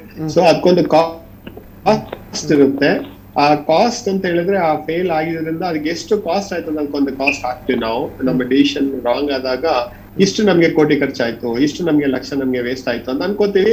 And with that will learn and we go forward. ನಾವು ಅದ್ರ ಬಗ್ಗೆ ತಲೆಕೆಡಿಸ್ಕೊಂಡು ಇರೋದಿಲ್ಲ. ಆದ್ರೆ your mistake should not derail the entire system. ಅದ್ರಲ್ಲಿ ಯು ಶುಡ್ ಬಿ ಕೇರ್ಫುಲ್. ಒಂದು bogie ಬಿದ್ರೆ ಪರವಾಗಿಲ್ಲ, ಆದ್ರೆ ಇಂಜಿನ್ ಬಿತ್ತು ಅಂತ ಹೇಳಿದ್ರೆ ಟ್ರೈನೇ ಬಿದ್ದೋಗ್ಬಿಡುತ್ತೆ. ಸೊ ನಾವು ಏನೇ mistake ಮಾಡಬೇಕಾದ್ರೂ we call it as a calculated risk and calculated decision. and ಅದ್ರಲ್ಲಿ ಏನು ಅಂತ ಹೇಳಿದ್ರೆ, ನಿಮ್ ಕೈಯಲ್ಲಿ ಅಬ್ಸಾರ್ಬ್ ಮಾಡೋ ಕೆಪಾಸಿಟಿ ಇತ್ತು ಅಂತ ಹೇಳಿದ್ರೆ, ಸಪೋಸ್ ಒಂದು ಕಂಪನಿಗೆ 100 ಕೋಟಿ ಪ್ರಾಫಿಟ್ ಇತ್ತು ಅಂತ ಹೇಳಿದ್ರೆ 5 ಕೋಟಿ ಕಮ್ಮಿ ಆದ್ರೆ ತೊಂದರೆ ಇಲ್ಲ. ಆದ್ರೆ 95 ಕೋಟಿ ಪ್ರಾಫಿಟ್ ಕಮ್ಮಿ ಆಯ್ತು ನಿಮ್ಮ ಡಿಸಿಷನ್ ಅಂತ ಹೇಳಿದ್ರೆ ಕಂಪನಿಗೆ ತೊಂದರೆ ಆಗುತ್ತೆ. So all we do corporate life is neat calculation of risk assessment, and option A, option B, option C, and the trade-off between the profit and the risk. And ಅಂದ್ರೆ ನಿಮ್ಮ ಪ್ರಕಾರ failure is the stepping stone for success ಅಂತ ಅಲ್ವಾ? decision right, so it goes wrong, learn quickly and gets. ಕೊನೆಯದಾಗಿ ನಮ್ಮ ರಾಜೇಶ್ ರಾವ್ ಅವರೇ, ನಿಮ್ಮದೀಗ ಈ financial planning ಮತ್ತು ಫೈನಾನ್ಷಿಯಲ್ ಡಿಸಿಪ್ಲಿನ್ ಇದರ ಒಂದು ಕಿವಿ ಮಾತು ಏನು ಬಿಸ್ನೆಸ್ ಮ್ಯಾನ್ ಅವರಿಗೆ? ಹೌದು, ನಾನು ಕೆಲವು ಪಾಯಿಂಟ್ಸ್ಗಳನ್ನು ಬ್ಯಾಂಕರ್ಸ್ ಪಾಯಿಂಟ್ ಆಫ್ ವ್ಯೂ ಕೆಲವು ಪಾಯಿಂಟ್ಸ್ಗಳನ್ನು ಅಲ್ಲ ಹೇಳ್ತೀನಿ. ಬ್ರೀಫ್ ಆಗಿ ಹೇಳಿ, ಯಾಕಂದ್ರೆ ಟೈಮ್ ಮುಗಿತಾ ಬಂತು. ಒಂದು, ನೀವು ಆರ್ಟಿಫಿಷಿಯಲ್ ಬ್ಯಾಲೆನ್ಸ್ ಶೀಟ್ ತಯಾರು ಮಾಡ್ಲಿಕ್ಕೆ ಹೋಗಬೇಡಿ. ಕೆಲವರು ಮಾಡ್ತಾರೆ, ಡೋಂಟ್ ಮೇಕ್ ವಿಂಡೋ ಡ್ರೆಸ್ಸಿಂಗ್. ಅದರಿಂದ ನಿಮಗೆ ಈ ವರ್ಷಕ್ಕೆ ಸರಿ ಆಗ್ಬೋದು, ನೆಕ್ಸ್ಟ್ ಇಯರಿಗೆ ಪ್ರಾಬ್ಲಮ್ ಆಗ್ತದೆ, ಅದು ಫ್ಯೂಚರಿಗೆ ಪ್ರಾಬ್ಲಮ್ ಆಗ್ತದೆ. ಇನ್ನೊಂದು ಟ್ರಾನ್ಸ್ಪರೆನ್ಸಿ ಇಟ್ಕೊಳ್ಬೇಕು ಸಿಸ್ಟಮ್ನಲ್ಲಿ, ಡಾಕ್ಯುಮೆಂಟೇಷನ್ ಇಟ್ಕೊಳ್ಬೇಕು. ಎಲ್ಲ ಏನು ಬಿಸ್ನೆಸ್ ಮಾಡಿದ್ರೆ ಅದಕ್ಕೆ ಡಾಕ್ಯುಮೆಂಟೇಷನ್ ಇಟ್ಕೊಳ್ಳಿ, ಲೀಗಲ್ ಆಗಿ ಮಾಡಿ. ಈಗ ನೀವು GST ಎಲ್ಲ ಬಂದಿದೆ, ಎಥಿಕಲ್ ಬಿಸ್ನೆಸ್ ಎಥಿಕ್ಸ್ ಇರಬೇಕು. ಮತ್ತೆ ನೆಕ್ಸ್ಟ್ 30th ಜೂನ್ ನಂತರ ರಿಸರ್ವ್ ಬ್ಯಾಂಕ್ನವರು ಹೇಳಿದ್ದಾರೆ, the entire NPA management of the banks will be automated ಅಂತೆ, ಆಟೋಮ್ಯಾಟಿಕ್ NPA ರೆಕಗ್ನಿಷನ್. ಆವಾಗ ನೀವು ಬಹಳ ಕೇರ್ಫುಲ್ ಆಗಿ ಬ್ಯಾಂಕಿಂಗ್ ಕಮಿಟ್ಮೆಂಟ್ಸ್ ಅನ್ನು ಸರಿಯಾಗಿ ಫುಲ್ಫಿಲ್ ಮಾಡಬೇಕು. ಮತ್ತೆ ನಿಮ್ಮ ಈ ಮಾನಿಟರಿಂಗ್ ಸ್ಟೇಟ್ಮೆಂಟ್ಸ್ಗಳಲ್ಲಿ ಇದೆ ಬ್ಯಾಂಕ್ ಇದೆ, ಅದನ್ನೆಲ್ಲ ಪ್ರಾಪರಾಗಿ ಸಬ್ಮಿಟ್ ಮಾಡಬೇಕು. ಮತ್ತೆ ಈ ಕ್ಯಾಶ್ ಫ್ಲೋ ಬಗ್ಗೆ ಮಾನಿಟರಿಂಗ್ ಮಾಡಬೇಕು ನೀವು ಪ್ರತಿಯೊಂದು ಸಲ, ಡೈಲಿ ಮಾನಿಟರಿಂಗೋ ವೀಕ್ಲಿ ಮಾನಿಟರಿಂಗೋ ಮಾಡಬೇಕು ಬ್ಯಾಂಕಿಂಗ್ ನಿಮ್ಮ ಬಿಸ್ನೆಸ್ನಲ್ಲಿ. ಮತ್ತೆ ಅಬ್ಸಲ್ಯೂಟ್ ಟೆಕ್ನಾಲಜಿ ಚೇಂಜ್ ಆಗ್ತಾ ಉಂಟು, ಮಾಡರ್ನೈಸ್ ಮಾಡ್ತಾ ಉಂಟು. ಕಾಲಕ್ಕೆ ತಕ್ಕಂತೆ you have to adapt change, new changes. ಅದಕ್ಕೆ ಹೇಳ್ತಾರೆ, if you change before the change you will survive ಅಂತ. ಮತ್ತು quality of your product or services ಇದು ಯಾವಾಗಲೂ ಮೇಂಟೈನ್ ಮಾಡಿ. ಬಿಕಾಸ್ ಆಫ್ ಸ್ಟಿಫ್ ಕಾಂಪಿಟೇಷನ್, ಎಲ್ಲ ಕಡೆ ಕಾಂಪಿಟೇಷನ್ ಇದೆ ಭಾರತದಲ್ಲಿ. ಈಗ FDI ಇನ್ಫ್ಲೋ ಅಂತ ಹೇಳಿದರೆ MNCs ಬರ್ತಾ ಇದ್ದಾರೆ, ಇವರೆಲ್ಲ ದೊಡ್ಡ ದೊಡ್ಡ ಕಾಂಪಿಟೇಷನ್ ಕೊಡ್ತಾ ಇದ್ದಾರೆ. ಎಕ್ಸಿಸ್ಟಿಂಗ್ ಕಾರ್ಪೊರೇಟ್ಸ್ಗೂ ಕಷ್ಟ ಆಗ್ತಾ ಇದೆ. So small business will find it very difficult. So you to maintain the quality the only area which you can improve upon. ಮತ್ತು ಪೀರಿಯಾಡಿಕಲ್ ಇನ್ಫಾರ್ಮೇಷನ್ ಕಲೆಕ್ಟ್ ಮಾಡುವಂಥದ್ದು. ಈಗ ಇಂಥ ಡಿಬೇಟ್ಸ್ಗಳಲ್ಲಾಗಲಿ, ಪೇಪರ್ಗಳಲ್ಲಾಗಲಿ, ವೆಬ್ಸೈಟ್ಸ್ಗಳಲ್ಲಿ ತುಂಬ ಇದೆ ನಿಮ್ಗೆ information. Spend it. Know your business, KYB. KYB, know your business. Know your competitor, KYC. Know your competitor. ಇದು ಮಾಡಿದ್ರೆ know your product, KYP. ಮತ್ತೆ ಯಾವುದನ್ನು ಸಹ ಇಬ್ಬರ ಹತ್ರ ನೀವು ಮುಚ್ಚುಮರೆ ಮಾಡಬಾರ್ದು, ಹೈಡ್ ಮಾಡಬಾರ್ದು. ಒಂದು ಬ್ಯಾಂಕರ್ ಹತ್ರ, ಆಡಿಟರ್ ಹತ್ರ ನೀವು ಟ್ರಾನ್ಸ್ಪರೆನ್ಸಿ ಅವರಿಗೆಲ್ಲ ಇದ್ದದ್ದನ್ನು ಹೇಳಬೇಕು, ಅವ್ರು ನಿಮಗೆ ಸೊಲ್ಯೂಷನ್ಸ್ ಕೊಡ್ತಾರೆ. ಓಕೆ, ಬಹಳ ಒಂದು ಉತ್ತಮವಾಗಿ ಹೇಳಿದ್ರು ಸರ್. ಉಲ್ಲಾಸ್ ಕಾಮತ್ ಸರ್, ಕೊನೆಯದಾಗಿ ನಿಮ್ಮದೊಂದು ಕಿವಿ ಮಾತು ನಮ್ಮ ವೀಕ್ಷಕರಿಗೆ. ಉಲ್ಲಾಸ್ ಕಾಮತ್ ಸರ್, ಕಿವಿ ಮಾತು ನಮ್ಮ ವೀಕ್ಷಕರಿಗೆ. Sum up last. ನಮ್ಮ ರಾಜೇಶ್ ಹೇಳಿರೋ ಪ್ರಕಾರ ದಯವಿಟ್ಟು ನಿಮ್ಮ ಏನು ಪ್ರಾಬ್ಲಮ್ಸ್ ಇದೆ ಬ್ಯಾಂಕರ್ ಹತ್ರ ಹೇಳ್ಕೊಳ್ಳಿ. ನಿಮ್ಮ ಏನು ಪ್ರಾಬ್ಲಮ್ಸ್ ಇದೆ ನಿಮ್ಮ ಫೈನಾನ್ಷಿಯಲ್ ಅಡ್ವೈಸರ್ ಹತ್ರ ಹೇಳ್ಕೊಳ್ಳಿ. Ignorance is not bliss in business. Ignorance ಇಟ್ಟು ಅಂತ ಹೇಳಿದ್ರೆ ನಿಮ್ಗೆ ಯಾವ್ದು ಗೊತ್ತಿದೆ ಕರೆಕ್ಟ್ ಆಗಿ ಮಾಡಿ, ನಿಮ್ಗೆ ಯಾವ್ದು ಗೊತ್ತಿಲ್ಲ ಅದನ್ನ ಎಕ್ಸ್ಪರ್ಟ್ ಹತ್ರ ಅಡ್ವೈಸ್ ಕೇಳಿ. ಒಳ್ಳೆ ಎಕ್ಸ್ಪರ್ಟ್ ಅಡ್ವೈಸ್ ಕಾಸ್ಟ್ಲಿ, ಆದ್ರೆ ಬಿಸ್ನೆಸ್ ಸರ್ವೈವ್ ಆಗುತ್ತೆ. So go for the best advice, pay for the advice. ಯಾವುದೇ ಫ್ರೀ ಅಡ್ವೈಸ್ಗೆ some time it may not work, but always go for the best advisor, go for the best banker, go for the best auditor. You will never go wrong in your business. ಬಹಳ ಉತ್ತಮವಾಗಿ ಹೇಳಿದ್ರಿ sir. ಈಗ ಕೊನೆಯದಾಗಿ ಹೇಳ್ತಾರೆ, the distance between the dream and reality called discipline ಅಂತ. So the discipline will make us the dream into reality ಅಂತ ಹೇಳ್ತಾರೆ. ಅದಕ್ಕೆ ಚಾಣಕ್ಯ ನೀತಿಯಲ್ಲಿ ಕೂಡ ಚೆನ್ನಾಗಿ ವರ್ಣನೆ ಮಾಡಿದ್ದಾರೆ. How we should do ethical business, ethical person ಯಾರು ಅಂತ ಬಹಳ ಚೆನ್ನಾಗಿ ಚಾಣಕ್ಯ ಎಕ್ಸ್ಪ್ಲೇನ್ ಮಾಡಿದ್ದಾನೆ. ಅದಮ ಧನಂ ಇಚ್ಛಂತಿ ಧನಂ ಮಾನಂಚ ಮಧ್ಯಮಾಹ ಉತ್ತಮಾಹ ಮಾನಂ ಇಚ್ಛಂತಿ ಮಾನೋ ಹಿ ಮಹತಾಂ ಧನಂ. ಎಂಥ ಒಂದು ಚೆನ್ನಾಗಿ ಚಾಣಕ್ಯ ವರ್ಣನೆ ಮಾಡಿದ್ದಾರೆ ನೋಡಿ. ಅಧಮಾಹ ಧನಂ ಇಚ್ಛಂತಿ ಅಂದರೆ ಈ ಹೇಗಾದರೂ ಮಾಡಿ ಹಣ ಮಾಡಬೇಕಂತ ಮಾಡ್ತಾರೆ ನೋಡಿ, ಅವರನ್ನು ಅಧಮ ಅಂತ ಹೇಳ್ತಾರೆ.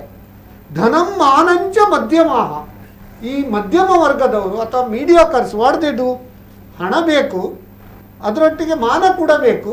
To some extent they are ready to compromise ಮಾನ for the sake of money. ಮಧ್ಯಮಾಹ. ಉತ್ತಮಾಹ ಮಾನಂ ಇಚ್ಛಂತಿ, ಶ್ರೇಷ್ಠ ವ್ಯಕ್ತಿಗಳು are great people, they always think about ಮಾನಂ, ಅದೇ ಅವರಿಗೆ ಶ್ರೇಷ್ಠ. ಮಾನೋ ಹಿ ಮಹತಾಂ ಧನಂ.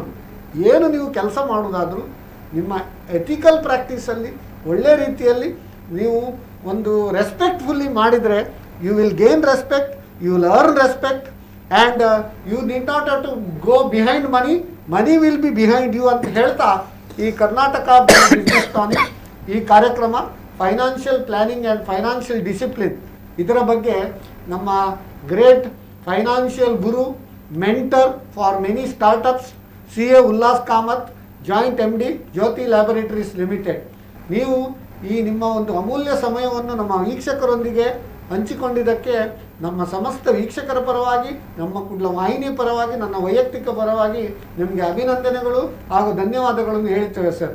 ಅದೇ ರೀತಿ ರಾಜೇಶ್ ರಾವ್, ಬ್ಯಾಂಕಿಂಗ್ ತಜ್ಞರು, ಇವರು ಕೂಡ ಅನೇಕ practical aspects appraisal credit appraisal ಅವರ ಒಂದು ನಾಲೆಜನ್ನು, ಅವರ ಪರಿಣಿತಿಯನ್ನು ನಮ್ಮ ವೀಕ್ಷಕರೊಂದಿಗೆ ಹಂಚಿಕೊಂಡಿದ್ದಕ್ಕೆ ರಾಜೇಶ್ ರಾವ್, ನಿಮಗೆ ಕೂಡ ಈ ನಮ್ಮ ಕುಡ್ಲ ವಾಹಿನಿಯ ಪರವಾಗಿ, ವೀಕ್ಷಕರ ಪರವಾಗಿ, ನನ್ನ ವೈಯಕ್ತಿಕ ಪರವಾಗಿ ಅಭಿನಂದನೆಗಳು ಹಾಗೂ ಧನ್ಯವಾದಗಳು.